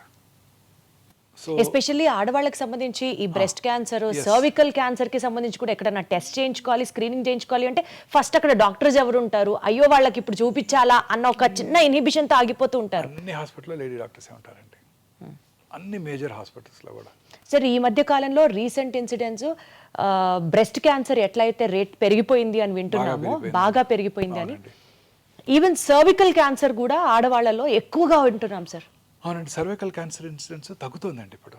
Because of the vaccine. అంటే not only because of the vaccine, hygiene ప్రజల్లో అవగాహన పెరగటం వల్ల. What is the most important cause for cervical cancer? Human papillomatous virus infection. ఈ వైరస్ ఇన్ఫెక్షన్ తేమ కలిగిన వాతావరణంలో, హ్యూమిడ్ ఎన్విరాన్మెంట్, కోస్టల్ ఏరియాస్లో ఎక్కువగా వ్యాప్తి చెంది అక్కడ వాళ్ళకి socially and economically backward sections of the సొసైటీలో హైజీన్ మీద అవగాహన లేదు. డ్యూరింగ్ ఎస్పెషలీ పీరియడ్స్ టైంలో వారికి ఎలా హైజీనిక్గా ఉండాలి అన్న దాని మీద అవగాహన లేకపోవడంతో ఆ వైరస్ ఎక్కువగా వ్యాప్తి చెందుతోంది. అలాగే వారి సెక్షువల్ పార్ట్నర్స్ కూడా హైజీన్ మీద అవగాహన లేదు. చాలామందిలో మల్టిపుల్ సెక్షువల్ పార్ట్నర్స్ కూడా ఉండొచ్చు. వాళ్ళలో ఈ క్యాన్సర్ ఇన్సిడెన్స్ ఎక్కువ. ఇప్పుడు ఇవన్నీ కూడా బాగా తగ్గిపోయాయి. హైజీన్ మీద అందరికీ అవగాహన ఏర్పడింది. స్కూళ్ళలోనే పీరియడ్స్ టైంలో ఎటువంటి హైజీనిక్గా ఎలా ఉండాలో నేర్పుతున్నారు. శానిటరీ నాప్కిన్స్ అందుబాటులోకి వస్తున్నాయి అందరికీ కూడా. సో ఈ క్యాన్సర్ ఇన్సిడెన్స్ బాగా తగ్గిపోయింది. సర్వికల్ క్యాన్సర్ కి సంబంధించిన వ్యాక్సిన్ 4 years నుంచి ఇవ్వచ్చు అంట కదా సార్ పిల్లలకి? 10 years నుంచి ఇవ్వాలి. ఇప్పుడు మొన్న ఈ మధ్య లాస్ట్ ఇయర్ బడ్జెట్లోనే మిసెస్ నిర్మలా సీతారామన్ అనౌన్స్ చేశారు, మొత్తం భారతదేశంలో ఉన్న అందరి పిల్లలకి కూడా ఇక నుంచి ఫ్రీగా ఈ సంవత్సరం నుంచి వ్యాక్సిన్ అందజేయడం జరుగుతుంది. యూనివర్సల్ ఇమ్యునైజేషన్ ప్రోగ్రాంలో మిగతా వ్యాక్సిన్స్తో పాటు దీన్ని కూడా ఇంక్లూడ్ చేశారు. ఈ వ్యాక్సిన్ ఇప్పుడు ఇండియాలో మ్యానుఫ్యాక్చర్ చేస్తున్నారు, అందువల్ల కాస్ట్ తగ్గిపోయింది. And government of India proposes to deliver this vaccine to all children. This is only for cervical cancer అండి. ఈ వ్యాక్సిన్ కనుక తీసుకుంటే ప్రైమరీగా ఈ క్యాన్సర్ రాకుండా చేసుకోవచ్చు అండి. సార్ అసలు ఏదన్నా ఒక వ్యాక్సిన్ ఉండి అది ఏ క్యాన్సర్ రాకుండా ఉంటే బాగుండు, అలాంటి ఏదన్నా ఇన్వెన్షన్ దొరికితే బాగుండు sir. I know, but we don't know the cause for cancer yet. ప్రపంచంలో అన్నిటికన్నా ఈ ఒక్క డిసీజ్ మీద ఎక్కువ రీసెర్చ్ జరుగుతుంది. ఈవెన్ కరోనా ఉన్నప్పుడు కూడా కరోనా మీద కూడా అంత రీసెర్చ్ జరగలేదు, ఓన్లీ క్యాన్సర్ మీదే రీసెర్చ్ జరుగుతూ ఉండేది.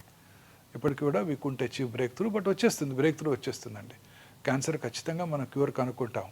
క్యాన్సర్ని ప్రివెంట్ చేయలేమేమో కానీ క్యాన్సర్ని ఖచ్చితంగా కనుక్కుంటాం. ఇప్పుడు మనం చెప్పిన ఈ ప్రెడిక్టివ్ టెస్ట్ వల్ల క్యాన్సర్ రావటాన్ని కూడా తగ్గించవచ్చు. అది మాత్రం తగ్గించవచ్చు. అద్భుతం. క్యాన్సర్ కాకపోతే అది అందరికీ అందుబాటులోకి రావాలి. వచ్చేస్తుంది.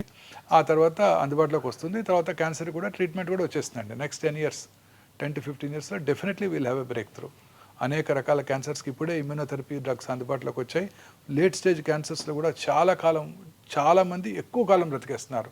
కాకపోతే మీరు అన్నట్టు ఆ మోనోక్లోనల్ యాంటీబాడీస్, ఆ ఇమ్యూనోథెరపీస్ అవన్నీ కూడా ప్రొహిబిటివ్లీ ఎక్స్పెన్సివ్.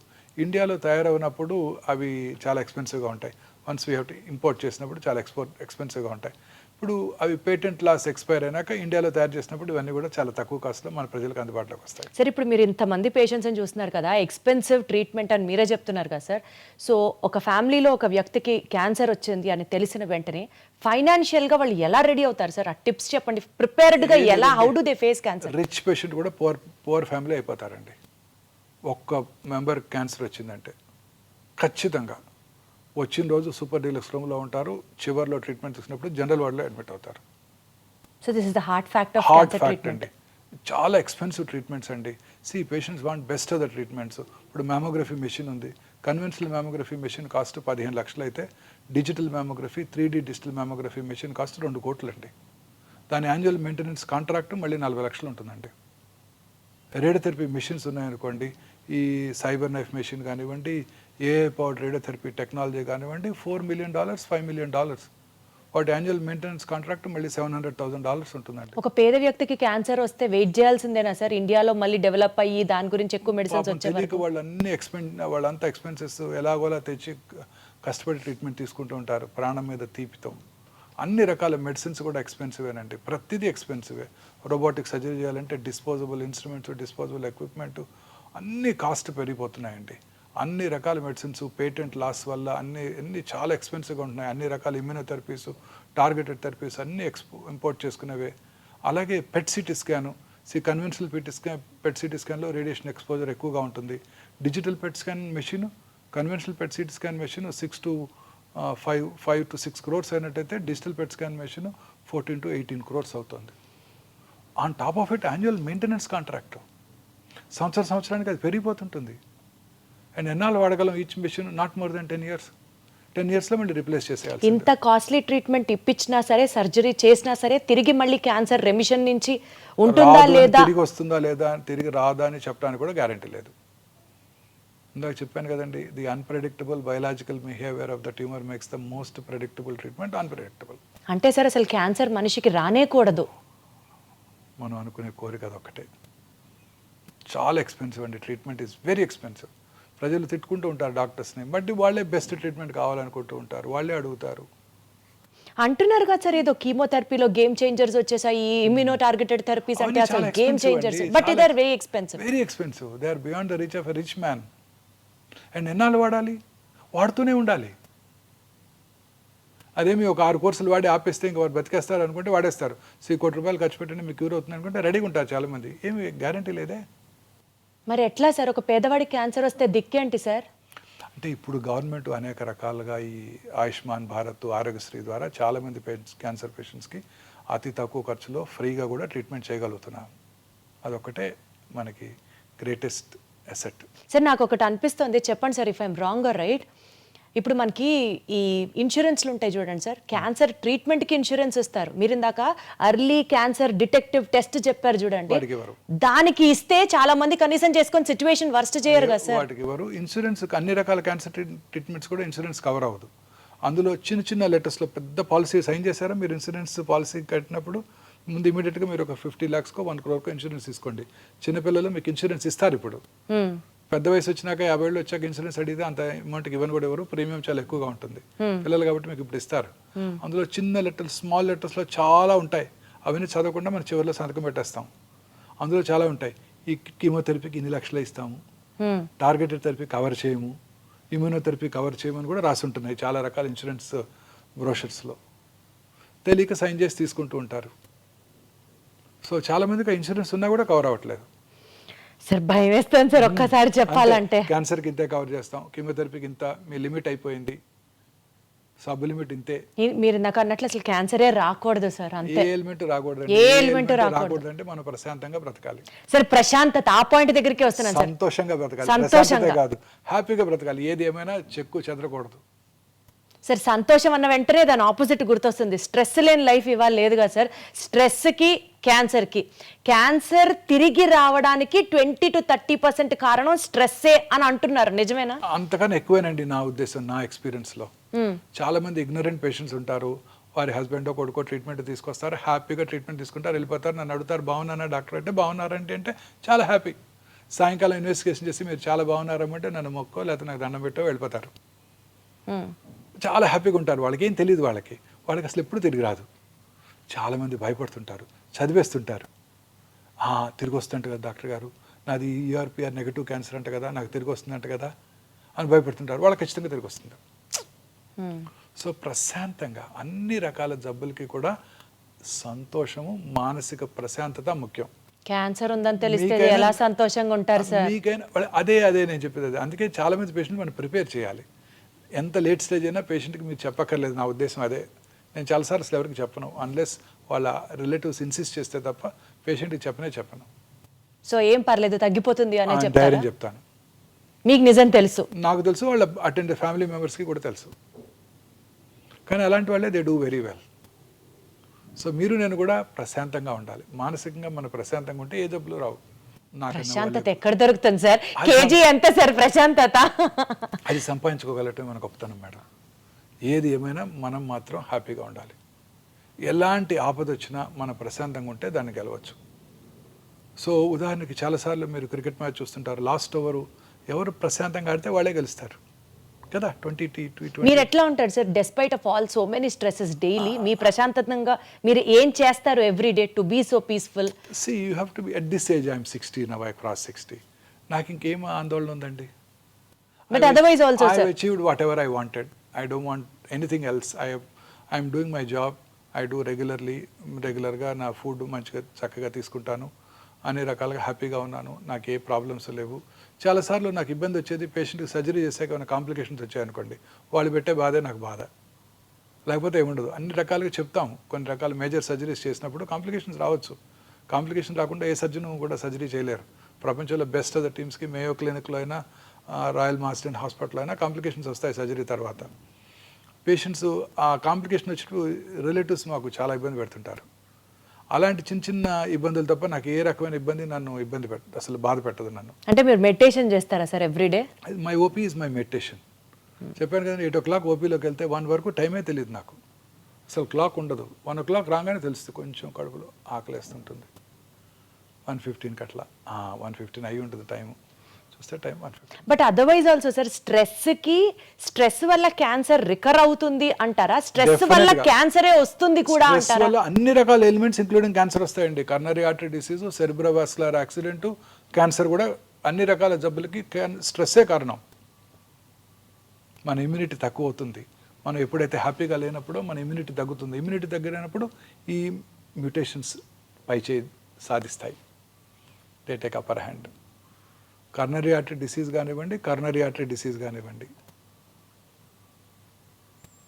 కరోనా ఇన్ఫెక్షన్ కానివ్వండి, సెరిబ్రోవాస్కులర్ యాక్సిడెంట్ కానివ్వండి, క్యాన్సర్ కానివ్వండి, అన్ని రకాల ఎలిమెంట్స్కి స్ట్రెస్సే కారణం. ప్రశాంతంగా ఉంటే ఏ జబ్బు రాదు. ప్రశాంతంగా ఉంటే వైరల్ ఇన్ఫెక్షన్ వచ్చినా తొందరగా తగ్గిపోతుంది. మంచి నిద్ర, సంతోషం. సార్ ఆటో ఇమ్యూన్ డిసీజెస్ ఉన్న వాళ్ళకి క్యాన్సర్ ఇన్సిడెన్స్ ఎక్కువ అంటారు, నిజమేనా ఇది? అలానే ఏం లేదండి. కొన్ని రకాల ఎలిమెంట్స్ ఉండొచ్చు, కానీ అంత స్పెసిఫిక్గా ఆటో ఇమ్యూన్ డిసీజ్ ఉన్న వాళ్ళకి క్యాన్సర్ వస్తుందని ఏం లేదు. బికాజ్ వాళ్ళలో ఆల్రెడీ రోగనిరోధక శక్తిని సప్రెస్ చేయబడుతూ ఉంటుంది కాబట్టి క్యాన్సర్ రావడానికి ఆస్కారం ఎక్కువ ఉంది అని అంటారు. ఆటో ఇమ్యూన్ డిసీజ్ అంటే మన బాడీలో ఉన్న ఇమ్యూన్ మెకానిజం మన ఓన్ ఆర్గన్స్ మీద అగెన్స్ట్గా పనిచేస్తాయి. మామూలుగా ఇప్పుడు ఉదాహరణకి ఒక ఇండివిజువల్కి కిడ్నీ ట్రాన్స్ప్లాంట్ చేసామనుకోండి, కిడ్నీ ట్రాన్స్ప్లాంట్ చేస్తే అవుతుంది, అది ఒక ఫారిన్ ఆర్గన్, ఫారిన్ బాడీ, దాన్ని మన బాడీ రిజెక్ట్ చేస్తుంది. ట్రాన్స్ప్లాంట్ ఆర్గన్ రిజెక్ట్ చేస్తుంది. ఆ ట్రాన్స్ప్లాంటెడ్ ఆర్గన్ రిజెక్షన్ చేయకుండా ఉండటానికి వాళ్ళకి ఇమ్యూనో సప్రెసివ్ థెరపీ ఇస్తారు. కిడ్నీ ట్రాన్స్ప్లాంట్ తర్వాత కానీ, హార్ట్ ట్రాన్స్ప్లాంట్ కానీ, లివర్ ట్రాన్స్ప్లాంట్ తర్వాత కానీ. ఆ ఇమ్యూనో సప్రెసివ్ థెరపీ ఇచ్చినప్పుడు ఆ రిజెక్షన్ని మనం ప్రివెంట్ చేయగలుగుతాం, బట్ క్యాన్సర్స్ రావడానికి అవకాశం ఉంటుంది. Exactly sir. ఇప్పుడు ఒక పేషెంట్కి ఐ మీన్ రియల్ ఇన్సిడెంట్ అనమాట. ఒక పేషెంట్కి మెలనోమా వచ్చింది. మెలనోమా వచ్చిన తర్వాత, మెలనోమా అంటే తెలుసు కదండి, స్కిన్ క్యాన్సర్. మెలనోమా వచ్చిన 20 yearsకి అంటే వచ్చి క్యూర్ అయిపోయింది ఆయనకి. 20 years తర్వాత he was brain dead. 20 years అయిపోయింది కదా, ఆయన కిడ్నీ తీసుకెళ్ళి ఇంకెవరికో ట్రాన్స్ప్లాంట్ చేశారు. మరి ట్రాన్స్ప్లాంట్ చేసినప్పుడు వాళ్ళకి ఇమ్యూనోసప్రెసివ్ థెరపీ ఇస్తారు కదండి. ఇమ్యూనోసప్రెసివ్ థెరపీ ఇచ్చినప్పుడు వాళ్ళకి మెలనోమా వచ్చింది. అంటే melanoma is a skin disease. ఆ మెలనోమా క్యాన్సర్ కణాలు ఆ పేషెంట్ యొక్క కిడ్నీలో ఉన్నాయి, డార్మెంట్గా 20 years ఉన్నాయి. ఎందుకంటే ఆయన రెసిస్టెన్స్ బాగుంది కాబట్టి. 20 years తర్వాత ఇక్కడ ఇమ్యూనోసప్రెస్డ్ ఇండివిజువల్, ఎందుకంటే ఇమ్యూనోసప్రెసివ్ థెరపీ ఇచ్చారు కాబట్టి ఆ ట్రాన్స్ప్లాంట్ రెసిపియంట్కి melanoma took upper hand and he got melanoma. So again emphasizing the fact that immunity is the most important factor. If you are happy, your immune system is strong. Yes. If you are stressed, that's all. Finish. The story ends. Yes. Sir ఇంకొక point sir, ఇప్పుడు ప్రతి ఒక్కళ్ళు perfumes use చేయడాలు, under arms కానివ్వండి, లేకపోతే deodorants use చేయడాలు, ఇలాంటి వాటికి బ్రెస్ట్ క్యాన్సర్ వస్తుంది అలానేం లేదండి. అనేక రకాల పర్ఫ్యూమ్స్లో కొన్ని రకాల సబ్స్టెన్సెస్ ఉంటాయి. వాటి వల్ల హార్మోన్ బ్యాలెన్స్ దెబ్బతిని వాళ్ళలో బ్రెస్ట్ క్యాన్సరు, ప్రాస్టేట్ క్యాన్సర్ వచ్చే అవకాశాలు కొంచెం ఎక్కువగా ఉంటాయి కదా. మామూలుగా ఈ బ్రాండెడ్ పర్ఫ్యూమ్స్లో ఈ కెమికల్స్ అన్ని తక్కువగానే వాడుతుంటారు. పర్వాలేదు. చీపర్ పర్ఫ్యూమ్స్ కొన్నప్పుడే ఈ ప్రాబ్లమ్స్ ఉంటాయి.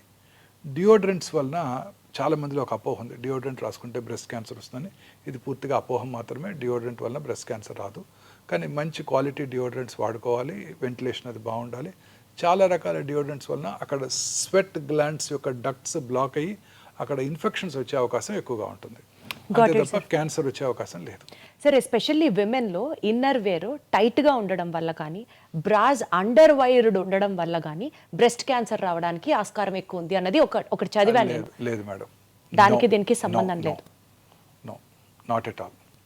Perfect sir, perfect. చాలామంది కొంతమంది టాల్కమ్ పౌడర్ వాడుతున్నప్పుడు ఇన్నర్ వేర్ వేసుకున్న తర్వాత లోపల ఎస్పెషల్లీ ప్రైవేట్ పార్ట్స్ దగ్గర వాళ్ళలోకి ఆ పౌడర్, కొన్నిసార్లు ఆ పౌడర్లో ఉండే కెమికల్స్ వెజైనా ద్వారా లోపలికి వెళ్ళి కొన్ని రకాల ఓవేరియన్ క్యాన్సర్ వస్తుందని కొన్ని స్టడీస్ చూపించాయి. చాలా రకాల ఇప్పుడు ప్రముఖ టాల్కమ్ పౌడర్స్ కంపెనీస్ మీద చాలా లా సూట్స్ కూడా అనేక దేశాల్లో ఉన్నాయి. పౌడర్ వేసుకుంటే క్యాన్సర్ రావడం ఏంటి సార్? అంటే ఆ ఇంటిమేట్గా ఆ ఇన్నర్స్ లోపల ప్రైవేట్ పార్ట్స్ దగ్గర వేసుకున్నట్టయితే అక్కడ ఎస్పెషల్లీ ముఖ్యంగా స్త్రీలలో వచ్చే అవకాశం ఎక్కువగా ఉంటుంది. ప్రిఫరబుల్లీ అలాంటివి అవాయిడ్ చేయడం better. Big note all the talcum powders ఈ క్షణం నుంచి అర్థమైంది సార్ నాకు.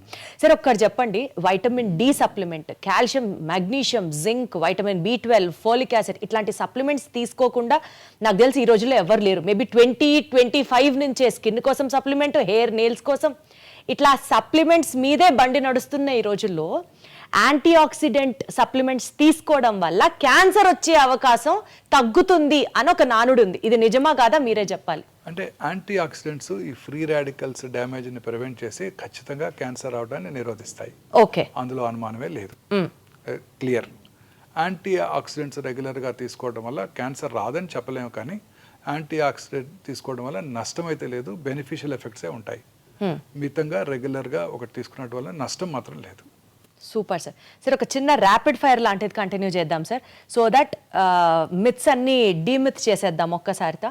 To start with, cancer spreads if a tumour is operated on. ఇది చాలా కామన్ మిస్కన్సెప్షన్ అండి. కత్తి పెడితే క్యాన్సర్ పెరిగిపోతుంది. ఇది ఖచ్చితంగా అపోహ మాత్రమే. క్యాన్సర్ని సర్జరీ చేయడం ద్వారానే క్యూర్ చేయగలం. ఇందాక మనం డిస్కస్ చేసాం సాలిడ్ ట్యూమర్స్, హిమటలాజికల్స్. బ్రెయిన్ ట్యూమర్ నుంచి కాల్లో చిటికెన్ వేలు వరకు వచ్చే మెలనోమా వరకు కూడా అర్లీ స్టేజ్లో క్యాన్సర్ డయాగ్నోస్ చేస్తే సర్జరీ అంటే శస్త్రచికిత్స చేయడం ద్వారానే క్యూర్ చేయగలం. ఇంకా ఏ ఇతర చికిత్స క్యూర్ చేయలేదు. సో ఇది పూర్తిగా అపోహ మాత్రమే. నిజం ఏంటంటే క్యాన్సర్ క్యూర్ చేయాలంటే సర్జరీ చేయాల్సిందే. సార్ అర్లీ స్టేజెస్ లో కనుక డిటెక్ట్ చేస్తే క్యాన్సర్ ని మనం వాళ్ళని కంప్లీట్ గా నివారించచ్చా? క్యాన్సర్ అంటే ఇంకా వాళ్ళ క్యాన్సర్ లేకుండా సర్జరీ చేసి క్యూర్ చేయగలం. సర్జరీ చేసి ఎర్లీ స్టేజ్ లో కూడా? ఎస్, ఎర్లీ స్టేజ్ లోనే సర్జరీ చేస్తాం. అచ్చా. కార్సినోమా టమ్ కానివ్వండి, బ్రెయిన్ క్యాన్సర్ కానివ్వండి, లంగ్ క్యాన్సర్ కానివ్వండి, ఎర్లీ స్టేజ్ లోనే సర్జరీ చేయడం జరుగుతుంది. Perfect sir. స్మోక్ చేసే వాళ్ళకే లంగ్ క్యాన్సర్ వస్తుంది? లేదు, స్మోక్ చేయని 12 ఏళ్ళ ఆడపిల్ల కూడా లంగ్ క్యాన్సర్ రావచ్చు. సరే, మగవాళ్ళకి బ్రెస్ట్ క్యాన్సర్ అన్నారు, 12 ఏళ్ళ ఆడవాళ్ళకి లంగ్ క్యాన్సర్ అంటున్నారు. స్మోక్ చేయని 12 ఏళ్ళ ఆడపిల్లకి వారి తండ్రి గారు కూడా స్మోక్ చేయలేదు. పాసివ్ స్మోకర్ కూడా కదా అమ్మాయి. Sir, this వాళ్ళకు is కూడా another cancer hard రావచ్చు. fact Yes, of yes. cancer. చాలా మంది లేడీస్ రెగ్యులర్గా చూస్తుంటాను, కానీ లేడీస్లో వచ్చే లంగ్ క్యాన్సర్స్ జనరల్గా ఇందాక నేను చెప్పాను జెనెటిక్ మ్యుటేషన్ వల్ల వస్తుందని. ఆ జెనెటిక్ మ్యుటేషన్ వల్ల వచ్చే అవకాశాలు ఎక్కువగా ఉంటాయి. ముఖ్యంగా భారతీయ స్త్రీలు స్మోక్ చేయరు కాబట్టి వాళ్ళందరిలో కూడా సింపుల్ ఆ జెనెటిక్ మ్యుటేషన్ టార్గెట్ చేసే టాబ్లెట్ తీసుకుని వాళ్ళు సంవత్సరాలు బతికేస్తుంటారు. ఓ జెనెటిక్ మ్యుటేషన్ ని క్యాన్సర్ టాబ్లెట్ ద్వారా కూడా నివారించవచ్చు. ఐ మీన్ లైక్ లాంజిటివిటీ పెంచొచ్చు. లాంజిటివిటీ పెంచొచ్చు. ఇందాక చెప్పాము మనం కొన్ని జీన్స్ మ్యుటేషన్ వల్ల క్యాన్సర్ వస్తుంది. క్యాన్సర్ కి టాబ్లెట్స్ ఉన్నాయా సార్? ఈ జెనెటిక్ మ్యుటేషన్ కనుక ఉన్నట్టయితే స్త్రీలలో ఉంటాయి కూడా. వాళ్ళలో మన భారతీయ స్త్రీలలో 100కి 70 నుంచి 80 మందికి లంగ్ క్యాన్సర్ పేషెంట్స్లో స్త్రీలలో వచ్చినప్పుడు ఈ జెనెటిక్ మ్యుటేషన్ ఉంటుంది. దాన్ని టార్గెట్ చేసే మందులు ఇప్పుడు మనకి కమర్షియల్గా అందుబాటులో ఉన్నాయి. అవి తీసుకున్నట్టయితే వాళ్ళు దాంతోనే బతికేస్తారు, ఇంటి దగ్గరే ఉంటూ హాస్పిటల్కి కూడా రాకుండా.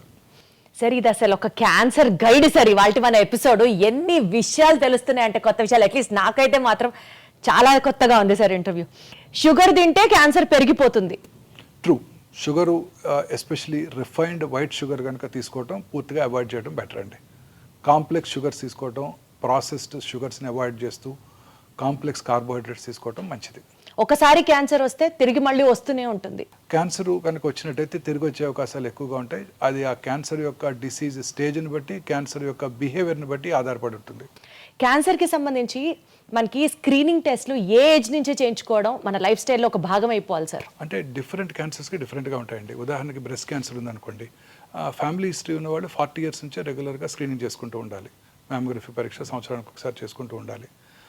ఫ్యామిలీ హిస్టరీ లేని వాళ్ళు కూడా ఎస్పెషల్లీ మిడిల్ ఇన్కమ్ గ్రూప్స్లో ఉండే స్త్రీలు 50 years దాటిన తర్వాత రెగ్యులర్గా అప్ టు 65 రెగ్యులర్గా మ్యామోగ్రఫీ స్క్రీనింగ్ చేయించుకోవాలి. అలాగే ప్రతి స్త్రీకి కూడా 20 ఏళ్ళ నుంచే వారికిగా వారు పరీక్ష చేసుకుంటూ, వారి యొక్క శరీరం మీద అవగాహన పెంచుకుంటూ, వారి బ్రెస్ట్ని ఎగ్జామిన్ చేసుకుంటూ, స్నానం చేసేటప్పుడు కూర్చొని, పడుకున్నప్పుడు రూమ్కి వచ్చాక పడుకొని రెగ్యులర్గా ఎగ్జామిన్ చేసుకోవడం ద్వారా వాళ్ళ శరీరం మీద అవగాహన పెరిగి ఆ బ్రెస్ట్లో వచ్చే చిన్న చిన్న మార్పులను వాళ్ళు గ్రహించి వారి డాక్టర్ దృష్టికి తీసుకెళ్ళగలుగుతారు. అలాగే గర్భసించి ముఖద్వార cancer, once they are sexually active, marriage అయిన తర్వాత వాళ్ళు పాప్స్మియర్ టెస్టింగ్ ఫస్ట్ 3 years, ఆ 3 years కనుక నార్మల్గా ఉన్నట్టయితే ఆ తర్వాత కూడా రెగ్యులర్గా ఇంటర్వెల్స్లో ఇయర్లీ ఒకసారి డాక్టర్తో పరీక్ష చేయించుకోవటం, లేడీ డాక్టర్తో. అదే టైంలో బ్రెస్ట్ ఎగ్జామినేషన్ ఎలా చేసుకోవాలో నేర్చుకోవటం, ఆఫీస్ ఎగ్జామినేషన్ సంవత్సరానికి ఒకసారి అవసరమైతే ముఖ్యంగా కోస్టల్ ఏరియాస్లో ఉన్న స్త్రీలంతా కూడా పాప్స్మియర్ చేయించుకోవటం very important. This is only for women sir? మగవాళ్ళకి ఎలాంటి ప్రీ క్యాన్సర్ టెస్ట్లు అక్కర్లేదా? మగవాళ్ళకి ప్రాస్టేట్ క్యాన్సర్కి ఒక టెస్ట్ ఉందండి. 50 years దాటిన తర్వాత ప్రతి పురుషుడు కూడా రెగ్యులర్గా simple blood test PSA prostate specific antigen test చేసుకోవడం ద్వారా క్యాన్సర్ అవడాన్ని ముందుగా పసిగట్టవచ్చు. ఇంత ముందు కాలంలో ప్రాస్టేట్ క్యాన్సర్ భారతదేశంలో ఎక్కువగా కనబడేది కాదు. ఇప్పుడు 2022 ICMR స్టడీలో ఇది 2nd commonest క్యాన్సర్ భారతదేశంలో కూడా. సో అందుకని ప్రతి పురుషుడు కూడా రెగ్యులర్గా ఈ PSA టెస్ట్ చేయించుకుంటూ ఉండాల్సి ఉంటుంది. అలాగే స్మోక్ చేసే పురుషులు ఎస్పెషలీ 10 years కనుక స్మోక్ చేస్తే, రోజుకు ఒక cigarette packet 10 cigarettes తాగినట్టయితే 10 smoke years అంటారు. వాళ్ళు రెగ్యులర్గా 6 నెలలకు ఒకసారి లో dosage CT scan మెషిన్స్తో CT scan చేయించుకోవడం ద్వారా క్యాన్సర్ అవటాన్ని ముందుగా పసిగట్టవచ్చు. ఈ 2 క్యాన్సర్స్కే స్క్రీనింగ్ అందుబాటులో ఉంది పురుషుల్లో. స్త్రీలలో బ్రెస్ట్ క్యాన్సరు, గర్భసంచి ముఖద్వార క్యాన్సర్కి రెగ్యులర్గా స్క్రీన్ చేసుకుంటూ ఉండాలి. మిగతా క్యాన్సర్స్కి సిమ్టమ్స్ ఎప్పుడైనా ఉంటే వారు చెక్ చేసుకుంటూ ఉన్నట్టుగా సరిపోతుంది. సరే, ఎస్పెషల్లీ ఎక్కడా లేనటువంటి టెక్నాలజీ కానీ, ఎక్విప్మెంట్ కానీ, క్యాన్సర్ డయాగ్నోసిస్ దగ్గర నుంచి ట్రీట్మెంట్ దాకా వీ హ్యావ్ ఎట్ ఒమేగా అని విన్నాను. Something about that sir? ఇప్పుడు అనేక రకాలైన టెస్ట్లో ఇప్పుడు కామన్గా ఈ CT scan చేసుకున్నప్పుడు, PET scan చేసుకున్నప్పుడు, చాలామందిలో ఒక చిన్న మ్యామోగ్రఫీ చేసుకున్నప్పుడు చాలామందిలో ఒక అపోహ, ఈ స్క్రీనింగ్ టెస్ట్ ద్వారా రేడియేషన్ ఎక్స్పోజర్ ఉంటుంది, ఆ రేడియేషన్ ఎక్స్పోజర్ వల్ల క్యాన్సర్ వస్తుంది అని భయపడుతూ ఉంటారు. ఇప్పుడు ఈ కొత్తగా వచ్చిన డిజిటల్ మ్యామోగ్రఫీ మెషిన్లో రేడియేషన్ ఎక్స్పోజర్ చాలా తక్కువ. ప్రతి స్త్రీ కూడా ఖచ్చితంగా 40 years వచ్చిన దగ్గర నుంచి ఫ్యామిలీ హిస్టరీ కనుక ఉన్నట్టయితే స్క్రీనింగ్ చేసుకోవటం, అదర్వైజ్ 50 తర్వాత చేసుకోవడం వల్ల ఎటువంటి రిస్క్ ఉండదండి. ఇప్పుడు చాలామంది క్యాన్సర్ పేషెంట్ కూడా PET CT scan చేసుకోమని, కానీ దానివల్ల రేడియేషన్ ఉంటుందట కదండి అని అడుగుతారు. నార్మల్ అనలాగ్ PET scans-లో రేడియేషన్ ఎక్స్పోజర్ 24 millisieverts ఉన్నట్టయితే ఈ కొత్త AI powered digital PET CT scan-లో రేడియేషన్ ఎక్స్పోజర్ 8 millisieverts. అలాగే ఇప్పుడు PET MR కూడా అందుబాటులోకి వచ్చింది. ఆ PET MR అసలు రేడియేషన్ ఎక్స్పోజరే ఉండదు, చాలా మినిమం 95% డోస్ తగ్గిపోతుంది. సో వీటిలో రేడియేషన్ ఎక్స్పోజర్ ఉండదు, వీటి వల్ల క్యాన్సర్ వచ్చే అవకాశం లేదు. సో చక్కగా హ్యాపీగా మనం ఆ పరీక్ష చేయించుకోవడం ద్వారా క్యాన్సర్ రావటాన్ని, క్యాన్సర్ స్టేజ్ని, క్యాన్సర్ తిరిగి రావటాన్ని కూడా పసిగట్టవచ్చు. సార్, క్యాన్సర్ ఉంది అని తెలిసిన తర్వాత ఎమోషనల్గా ఫ్యామిలీస్ చేసే మిస్టేక్ ఏంటి sir? Maybe because of stress కానివ్వచ్చు, తెలిసిన వాళ్ళకి క్యాన్సర్ వచ్చింది అన్న భయం కావచ్చు. యూజువలీ ఎలాంటి మిస్టేక్స్ చేస్తూ ఉంటారు? ఈ క్యాన్సర్ పేషెంట్స్తో ప్రాబ్లం ఏంటంటే వాళ్ళు చాలా డిస్టర్బ్ అయిపోతారు. మీరు అన్నట్టు మీరు మన ఫ్యామిలీ మెంబర్కే కాదండి, మన రోజు వాకింగ్కి వెళ్తున్నాం అనుకోండి, లేకపోతే నేను రోజు మార్నింగ్ ఎర్లీ మార్నింగ్ కార్లో వస్తుంటాను, నాకు ఎదురుగా ఒక 10 మంది వస్తుంటారు. ఆ 10 మందిలో ఎవరైనా ఒకళ్ళు ఈ మధ్య గత 10 ఏళ్ళలో ఒకళ్ళు రావట్లేదు. ఎందుకు రావట్లేదు? వాళ్ళకి ఏదో క్యాన్సర్ ఉందో తెలిస్తే ఆ మనిషి మనకు తెలియకపోయినా మనం డిస్టర్బ్ అవుతాం 2 రోజులు. అయ్యో ఆయన క్యాన్సర్ వచ్చిందంట. మనకే కాదు, మన నైబర్హుడ్లో ఎవరికైనా క్యాన్సర్ వచ్చినా మనం ఇమీడియట్గా డిస్టర్బ్ అవుతాం. ఈ ఎమోషనల్ ట్రామాలో పొరపాటున మిస్టేక్స్ చేసేస్తూ ఉంటారు కదా సార్? తప్పనిసరిగా ఈ ఎమోషనల్ ట్రామాలో వాళ్ళు చాలామంది ఫ్యామిలీ మెంబర్స్ ఉంటారు. ఒకళ్ళు ఒక చోటకి వెళ్దాం ఉంటారు, ఒకళ్ళు ఇంకో హాస్పిటల్కి వెళ్దాం ఉంటారు. అలా ట్రీట్మెంట్ డిలే చేసేస్తుంటారు. తర్వాత కొంతమంది అసలు అలోపతి ట్రీట్మెంటే వద్దు, మనం న్యాచురోపతి ట్రీట్మెంట్కి వెళ్దాము. అది ఎఫెక్టివా సార్? ఏముండదండి, షిమోగాకి వెళ్దాం, షిమోగా మెడిసిన్ తీసుకుందాం, లేకపోతే ధర్మస్థల వెళ్దాం, ధర్మస్థల మెడిసిన్ తీసుకుందాం, టిబెటిన్ మెడిసిన్ తీసుకుందాం. ఇలాంటివన్నీ కూడా ఎక్కువైపోతున్నాయండి. చక్కగా క్యాన్సర్ ట్రీట్మెంట్ తీసుకుంటున్న వాళ్ళు కూడా, చక్కగా క్యూర్ అవుతున్న వాళ్ళు కూడా ఇవన్నీ వేస్ట్, ఇవి తీసుకున్నా కానీ తిరిగి వస్తుంది, మా ఇంటి పక్కన ఆయనకు తిరిగి వచ్చింది, వాళ్ళు షిమోగా వెళ్ళి వైద్యం చేసుకున్నారని అక్కడికి వెళ్ళి ఈ ట్రీట్మెంట్ మాన్పించి అక్కడ తీసుకెళ్ళి వైద్యం చేస్తుంటారు. అంటే వాళ్ళకేదో వీళ్ళ మీద కోపంతో కాదు, వాళ్ళకేదో ఇతనికి హెల్ప్ చేద్దామని ఆశతో. పైగా ఈ ట్రీట్మెంట్ అంతా కొంచెం ఎక్స్పెన్సివ్గా ఉంటుంది అలోపతి వైద్య విధానంలో. సో వాళ్ళు తట్టుకోలేరు, పేదవాడు కదా, ఇతను షిమ్మగా తీసుకెళ్తే అక్కడ తక్కువ ఖర్చులో వైద్యం అయిపోతుంది అని అక్కడికి వెళ్తూ ఉంటారు. ఇది ఖచ్చితంగా డెఫినెట్గా క్యాన్సర్ క్యూర్ అయ్యే అవకాశాలు బాగా తగ్గిపోతాయండి. సో క్యాన్సర్ ట్రీట్మెంట్లో బ్రేక్ రావటం, క్యాన్సర్ ట్రీట్మెంట్ని నిలిపివేసి ఇతరత్ర ఆల్టర్నేటివ్ ట్రీట్మెంట్ స్టార్ట్ చేయడం, ముఖ్యంగా ఇండియాలో ఫినాన్షియల్ ప్రాబ్లమ్స్ ఏనండి. వేరే ఆల్టర్నేటివ్ మోడ్స్ ఆఫ్ ట్రీట్మెంట్ కోసం డిపెండ్ ఫినాన్షియల్ ప్రాబ్లమ్స్. ఇది ఎక్స్పెన్సివ్గా ఉంటుందని ఒక అపోహ కూడా ఉంది. అన్ని క్యాన్సర్ ట్రీట్మెంట్స్ ఎక్స్పెన్సివ్గా ఉండవు. ఎక్స్పెన్సివ్ ట్రీట్మెంట్ అందుబాటులో ఉంటుంది, చీపర్ ట్రీట్మెంట్స్ అందుబాటులో ఉంటాయి. మీరు కారు కొనుక్కోవాలంటే అందరూ 50 లక్షలు పెట్టి బెంజ్ కారు కొనుక్కోకర్లేదు, 2 లక్షలకి మారుతి కారు కూడా లభ్యం అవుతుంది కదా. అర్లీగా డిటెక్ట్ చేసి డాక్టర్ దగ్గరికి రాగలిగితే, డాక్టర్ హెల్ప్ తీసుకుంటే, అర్లీగా కనుక డిటెక్ట్ అయితే తక్కువలోనే అయిపోవచ్చు కదా సార్? సార్ అసలు ఎట్లా తెలుస్తుంది sir science and symptoms of cancer ఏంటి చెప్పండి? అదే మెయిన్ ప్రాబ్లం అండి. Cancer is a silent killer. Symptoms ఏమి కలిగించదు. చాలాసార్లు లేట్ స్టేజ్లోనే సిమ్టమ్స్ వస్తాయి. చిన్న సిమ్టమ్స్ ఉంటాయి, అవి జనరల్గా అందరూ నెగ్లెక్ట్ చేస్తారు. ఏంటి సార్ అలాంటి ఒక 5 to 7 సైన్స్ చెప్పండి. ఉదాహరణ పైనుంచి కిందకి వెళ్దాం. Brain headache, early morning headache వచ్చింది అనుకోండి ఎవరికైనా, అది అశ్రద్ధ చేయకూడదు. ఇంటెన్సిటీ పెరిగిపోతుంది అనుకోండి రెగ్యులర్గా, అశ్రద్ధ చేయకూడదు. పొద్దున్నే 3 గంటలకి హెడేక్తో నిద్రలేగుస్తున్నాం అనుకోండి, అది అశ్రద్ధ చేయకూడదు. హెడేక్తో పాటు వామిటింగు, మెమరీ లాసు, ఫిట్స్ రావడం ఉంటే ఖచ్చితంగా అది బ్రెయిన్ ట్యూమర్ని సూచిస్తుంది. కొన్ని ఫంక్షనల్ అబ్నార్మాలిటీస్, సడన్గా జ్ఞాపక శక్తి తగ్గిపోవటం, జ్ఞాపక శక్తి తగ్గిపోవటం, విజన్ డిస్టర్బెన్సెస్ రావటం, ఇవన్నీ కూడా బ్రెయిన్ ట్యూమర్ లక్షణాలు. చిన్న ఎరుపు తెలుపు మిళితమైన ప్యాచెస్ రావటం ఓరల్ క్యావిటీలో, నాలుక మీద కానివ్వండి, బక్కల క్యావిటీలో కానివ్వండి. మానని నొప్పి లేని పుండు క్రమంగా పెరుగుతోంది మానకుండా, అది క్యాన్సర్ పుండు కావచ్చు.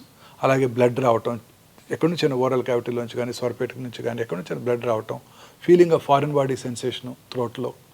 తర్వాత వాయిస్ బొంగురుపోవటం, వెరీ కామన్ సిమ్టమ్ స్వరపేట క్యాన్సర్కి, లంగ్ క్యాన్సర్కి. మానని దగ్గు, చాలామంది నెగ్లెక్ట్ చేస్తారు స్మోకర్స్. లాస్ట్ ఇయర్ కూడా ఇలానే వచ్చింది, అప్పుడు సిటీ స్కాన్ కూడా చేయించారు, నార్మల్గా ఉందంటారు. మానని తగ్గినప్పుడు ఫ్లెమ్లో బ్లడ్ రావటం, లో గ్రేడ్ చెస్ట్ పెయిన్ రావటం, ఆకలి తగ్గిపోవటం. ఈ 3 వెరీ ఇంపార్టెంట్ సిమ్టమ్స్ అండి.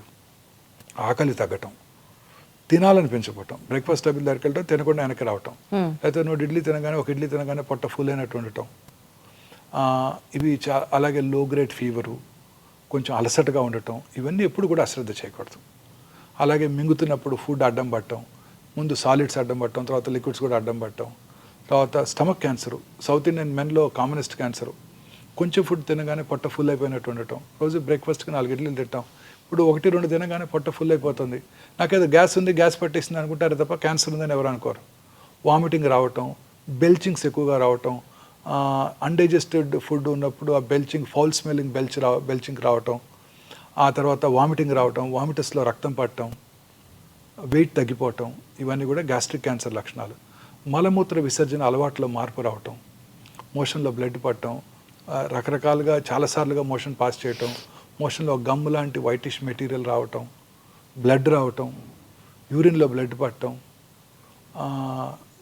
ఇంటర్మెన్స్ట్రల్ బ్లీడింగ్, పీరియడ్స్ కాని టైంలో బ్లడ్ రావటం, పోస్ట్ కాయిటల్ బ్లీడింగ్ ఉండటం, లో గ్రేడ్ లోవర్ అబ్డామినల్ పెయిన్, గర్భసంచి ముఖద్వార క్యాన్సర్ లక్షణాలు. బాడీలో ఎక్కడైనా ఏదైనా లంపు క్రమం తప్పకుండా పెరిగిపోవటం, నొప్పి లేకుండా ఉండటం, పుట్టుమచ్చలు ఎస్పెషల్లీ పుట్టుమచ్చలో సైజు ర్యాపిడ్గా పెరగటం, ఫ్లేక్స్గా పెల్సులుగా ఊడిపోవటం, కలర్ మారటం, ఇర్రెగ్యులర్గా తయారవటం, పుట్టుమచ్చ నుంచి పుండు పట్టడం, బ్లడ్ రావటం, ఇవన్నీ కూడా పుట్టుమచ్చలు క్యాన్సర్గా మారుతున్నాయని మనం గ్రహించాలన్నమాట. మీరు చెప్పిన ఈ కామన్ సిమ్టమ్స్ యూజువల్లీ అవాయిడ్ చేసేవే సార్. కొంచెం అరక్కపోయినా ఈ రోజు అరగలేదులే అనుకుంటాం కానీ అమ్మో ఇక్కడ ఏదో ఉంది అని అయితే నెగ్లెక్ట్ చేస్తాం. లూజ్ మోషన్స్ అవుతాయి, కాన్స్టిపేషన్ వస్తుంది, లాస్ట్ వీక్ వెళ్ళి బావర్చీలో తిన్నాం అందువల్లనే వస్తుంది, ఆమె వీక్ డిసెంట్రీ అనుకుంటారే తప్ప క్యాన్సర్ ఉందని అనుకోరు.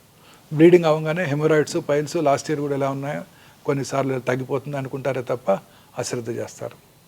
అశ్రద్ధ చేసినా మాక్సిమం సార్ 1-2 days చూసి తర్వాత ఇమ్మీడియట్గా డాక్టర్ దగ్గరికి వచ్చేయడమే కదా. ఎనీ సిమ్టమ్ అండి పర్సిస్టెంట్గా ఉన్నట్టయితే, బ్లీడింగ్ అవుతూనే ఉంది గత వారం రోజులుగా 15 రోజులుగా అంటే అశ్రద్ధ చేయకూడదు. హెమరాయిడ్స్ ఉన్నాయి అనుకోకూడదు. ఒకవేళ వెళ్ళి డాక్టర్ చూపించుకొని హెమరాయిడ్స్ ఉన్నా ఆ హెమరాయిడ్స్కి ట్రీట్మెంట్ తీసుకోవాలి. ట్రీట్మెంట్ తీసుకున్నాక బ్లీడింగ్ ఆగిపోవాలి. చాలాసార్లు హెమరాయిడ్స్ ఉంటాయి, దానిపైన ఒక 5 సెంటీమీటర్ల దూరంగా క్యాన్సర్ కూడా ఉంటుంది. హెమరాయిడ్స్కి సర్జరీ చేయించుకుంటారు, అది మిస్ అవుతారు కూడా. సార్ ఇప్పుడు క్వశ్చన్ ఏంటంటే క్యాన్సర్ రాకుండా ఉంటే మనం ఏం చేయాలి సార్? మానసికంగా ప్రశాంతంగా ఉండాలి, సంతోషంగా ఉండాలి, రిఫైన్డ్ ఫుడ్స్ ఎక్కువగా తీసుకోకుండా ఫ్రెష్ ఫ్రూట్స్, వెజిటబుల్స్, గ్రీన్స్ రెగ్యులర్గా తీసుకుంటూ, రెగ్యులర్గా సన్ బేదింగ్, సూర్యరశ్మికి ఎక్స్పోజ్ అవుతూ, రెగ్యులర్గా ఎక్సర్సైజ్ చేస్తూ, లీన్ బాడీ మాస్ మెయింటైన్ చేస్తూ, దూరాలవాట్లకు దూరంగా ఉంటూ, ప్రాసెస్డ్ ఫుడ్స్కి, జంక్ ఫుడ్స్కి దూరంగా ఉంటూ, ప్రశాంతంగా సంతోషంగా నిద్రపోయినట్టయితే క్యాన్సర్ నుంచి దూరంగా ఉండవచ్చు. సార్ వారానికి 7 రోజులు 7 అలవాట్లు చెప్పండి సార్ మీరు. సో దట్ రోజుకి ఒక అలవాటు చేసుకున్నా ఆ మొత్తం వారం అదే అలవాట్లు ప్రాక్టీస్ చేస్తూ మన లైఫ్ స్టైల్గా మార్చుకుంటే క్యాన్సర్ని మనం ప్రివెంట్ చేయొచ్చు అంటే ఏం చెప్తారు సార్? ఇప్పుడు చెప్పిన అన్ని ఎవ్రీ డే 1 కొత్త హ్యాబిట్ నేర్చేసుకోవటమే. Wonderful sir. సార్ ఆడియన్స్కి ఒక piece of advice from your end, క్యాన్సర్ని దూరంగా పెట్టడానికి కావచ్చు, క్యాన్సర్ మీద అవగాహన రావడానికి కావచ్చు, మీరు ఇచ్చే సలహా ఏంటి సార్? ఏ చిన్న సిమ్టమ్స్ని కూడా అశ్రద్ధ చేయొద్దు. మన బాడీలో వచ్చే ప్రతి మార్పుని గమనించండి. మీ దగ్గరలో ఉన్న మీ ఫ్యామిలీ ఫిజిషియన్ కలవండి, ఆంకాలజిస్ట్ని కలవాల్సిన అవసరం లేదు. మీ ఫ్యామిలీ ఫిజిషియన్ దాన్ని కరెక్ట్గా ఐడెంటిఫై చేసి అది రిపీటెడ్గా వస్తున్నట్టయితే వారే ఆంకాలజిస్ట్కి రిఫర్ చేస్తారనమాట. ప్రశాంతంగా ఉండండి, మానసికంగా ధైర్యంగా ఉండండి, మంచి ప్రాపర్ ఫుడ్ తీసుకుంటూ, ఫ్రెష్ ఫ్రూట్స్, వెజిటబుల్స్ రెగ్యులర్గా తీసుకుంటూ, రెడ్ మీట్, ప్రాసెస్డ్ ఫుడ్స్ తక్కువగా తీసుకుంటూ, ఫ్యాటీ ఫుడ్స్ బయట దొరికే ఫుడ్స్ తక్కువగా తీసుకుంటూ, రెగ్యులర్గా ఎక్సర్సైజ్ చేస్తూ, ముఖ్యంగా సన్లైట్కి ఎక్స్పోజ్ అవుతూ, లీన్ బాడీ మాస్ మెయింటైన్ చేయండి. దూరాల వాటికి ఖచ్చితంగా దూరంగా ఉండండి. సార్ అసలు ప్రశాంతంగా ఉండండి అని ఇంత ప్రశాంతంగా చెప్తున్నారు కదా సార్. మీకంటే డెఫినెట్లీ వర్క్ ఈజ్ వర్షిప్ అనుకుంటారు కాబట్టి ఇక్కడికి వస్తారు, హాస్పిటల్లో ఉంటారు, మీకు అదే ప్రశాంతత అనుకున్నాను సార్. అన్ని బాధలు మర్చిపోతాను, అన్ని బాధలు. రోజుకి 18 hours పని చేస్తాను, అన్ని బాధలు మర్చిపోతాను సార్. కానీ మీరు హ్యాపీగా ఉండడానికి డెఫినెట్లీ మీ ఫ్యామిలీ సపోర్ట్ కూడా ఎంతో కొంత ఉంటుంది కదా sir? All of them great support అండి. మీ ఫ్యామిలీ గురించి చెప్పండి sir. My wife she is always here only. నాకు లంచ్ తీసుకొని వస్తారు, అదే మీ హ్యాపీనెస్ కి కారణమా సార్? ఉంటారు ఖచ్చితంగా, రోజంతా ఈవినింగ్ వరకు ఉంటారు. మళ్ళీ డిన్నర్ టైం వరకు డిన్నర్ చేసుకున్నాక వెళ్ళిపోతాం. ప్రశాంతంగా ఉంటాం, అసలు ఏ ప్రాబ్లమ్స్ లేవండి, చీకు చింత లేకుండా ఉంటాం. చాలా సార్లు అదే పాయింట్ ఎంఫసైజ్ చేస్తున్నారు కానీ చాలా హ్యాపీగా ఉంది సార్. సార్ ఫైనల్గా ఒక్క మాట చెప్పండి సార్, మీ డ్రీమ్ ఏంటి sir? I achieved everything what ever I wanted. I don't have any more dreams. I'm happy, హెల్దీగా ఉంటే చాలు. ఒక చిన్న పీడియాట్రిక్ హాస్పిటల్ కట్టాలని ఒక కోరిక ఉంది. అంటే పిల్లల్లో వచ్చే క్యాన్సర్స్ ఇందాక మనం డిస్కస్ చేసాం, క్యూర్ అయిపోతాయి. సో చాలామంది పిల్లలకి ట్రీట్మెంట్ అందకుండా ఉంటుంది. ఒక హాస్పిటల్ కట్టి ఆ హాస్పిటల్లో డాక్టర్ ఛార్జెస్ ఉండవు, ట్రీట్మెంట్కి మనం ఇచ్చే ఛార్జెస్ ఉండవు, ఇన్వెస్టిగేషన్ ఛార్జెస్ ఉండవు, బెడ్ ఛార్జెస్ ఉండవు, ఓన్లీ మెడిసిన్స్కి మాత్రమే ఛార్జ్ చేస్తాం. అది మెడిసిన్స్ కూడా ప్రిఫరబుల్లీ ఏదో కంపెనీ ద్వారా తెప్పించుకోవడం, చాలామంది డొనేట్ చేయడానికి రెడీగా ఉన్నారు. అలాగే ఆయుష్మాన్ భారత్, ఆరోగ్యశ్రీ ద్వారా మెడిసిన్స్ తెప్పించుకొని మనం ఫ్రీగా ట్రీట్మెంట్ ఇవ్వగలగాలి. ఇది ఒక హాస్పిటల్ క్రియేట్ చేయాలని నాకు ఒక కోరిక ఉందండి. ఖచ్చితంగా 1-2 yearsలో చేసేయగలుగుతాను. అది తదాస్తు సార్, మీరు చేయగలరు, మీరు మాత్రమే చేయగలరు అని ఎందుకంటే వాళ్ళకి కనుక ట్రీట్ చేసామంటే వాళ్ళు నెక్స్ట్ 50-60 years బతికేస్తారు హ్యాపీగా, మనం గుర్తుపెట్టుకుంటారు. ట్రీట్ చేసాము, అతను బ్రతికాడు, ఆ పిల్లవాడు బ్రతికి పెద్ద డాక్టర్ అయ్యాడో లేకపోతే పెద్ద ఇంజనీర్ అయ్యాడోనే మనకి సంతృప్తిగా కూడా ఉంటుంది. పిల్లలకి ట్రీట్మెంట్ ఇస్తే చాలా హ్యాపీగా ఉంటుంది అనమాట. సో ఇది ఒక్కటి చేయాలని నా కోరిక అండి, ఖచ్చితంగా చేస్తాను. ఖచ్చితంగా చేస్తారు సార్. ఆ దేవుడు మీకు మొత్తం పవర్ ఇవ్వాలి to achieve all your dreams అని. Any kid walking into this hospital should get free treatment. ఇది ఒకటే కోరిక. అద్భుతం సార్. సార్ ఆ దేవుడు మీకు మొత్తం పవర్ ఇచ్చి మీరు అనుకున్న డ్రీమ్ అది నెరవేర్చి చాలా మంది చిన్నారుల్లో క్యాన్సర్ని నివారించడం, అరికట్టడం, వాళ్ళ యొక్క ఫ్యూచర్ లైఫ్ స్ట్రాంగ్గా ఉండాలని ఆ శక్తి దేవుడు మీకు ఇవ్వాలని మనస్ఫూర్తిగా కోరుకుంటున్నాం sir. Thank you so much sir. One of the interviews which enlightened me so much on this subject is thank you so much sir for that. Thank you, madam. And for more videos, Please subscribe to iDream. Please subscribe to iDream. Please subscribe iDream. And please subscribe to iDream. For more videos, subscribe to iDream. please like, share and subscribe to the channel. Congratulations, iDream. Subscribe to iDream. Subscribe to iDream. So subscribe to iDream Media. iDream ki iDream team అందరికి huge congratulations. Please subscribe iDream Media. Please subscribe to iDream. Subscribe iDream. Please subscribe to iDream. iDream అంటే నా కళల channel subscribe చేసుకున్నారు, నోరు తిరుగుతలేదు, మీరైతే గంట గుర్తు కొట్టండి. For more such videos, please subscribe to iDream. Subscribe to iDream. Please subscribe to iDream. Please subscribe iDream Media. Please do subscribe to iDream. Please subscribe to iDream Media. For best entertainment and information, please subscribe iDream. And don't forget to subscribe to iDream.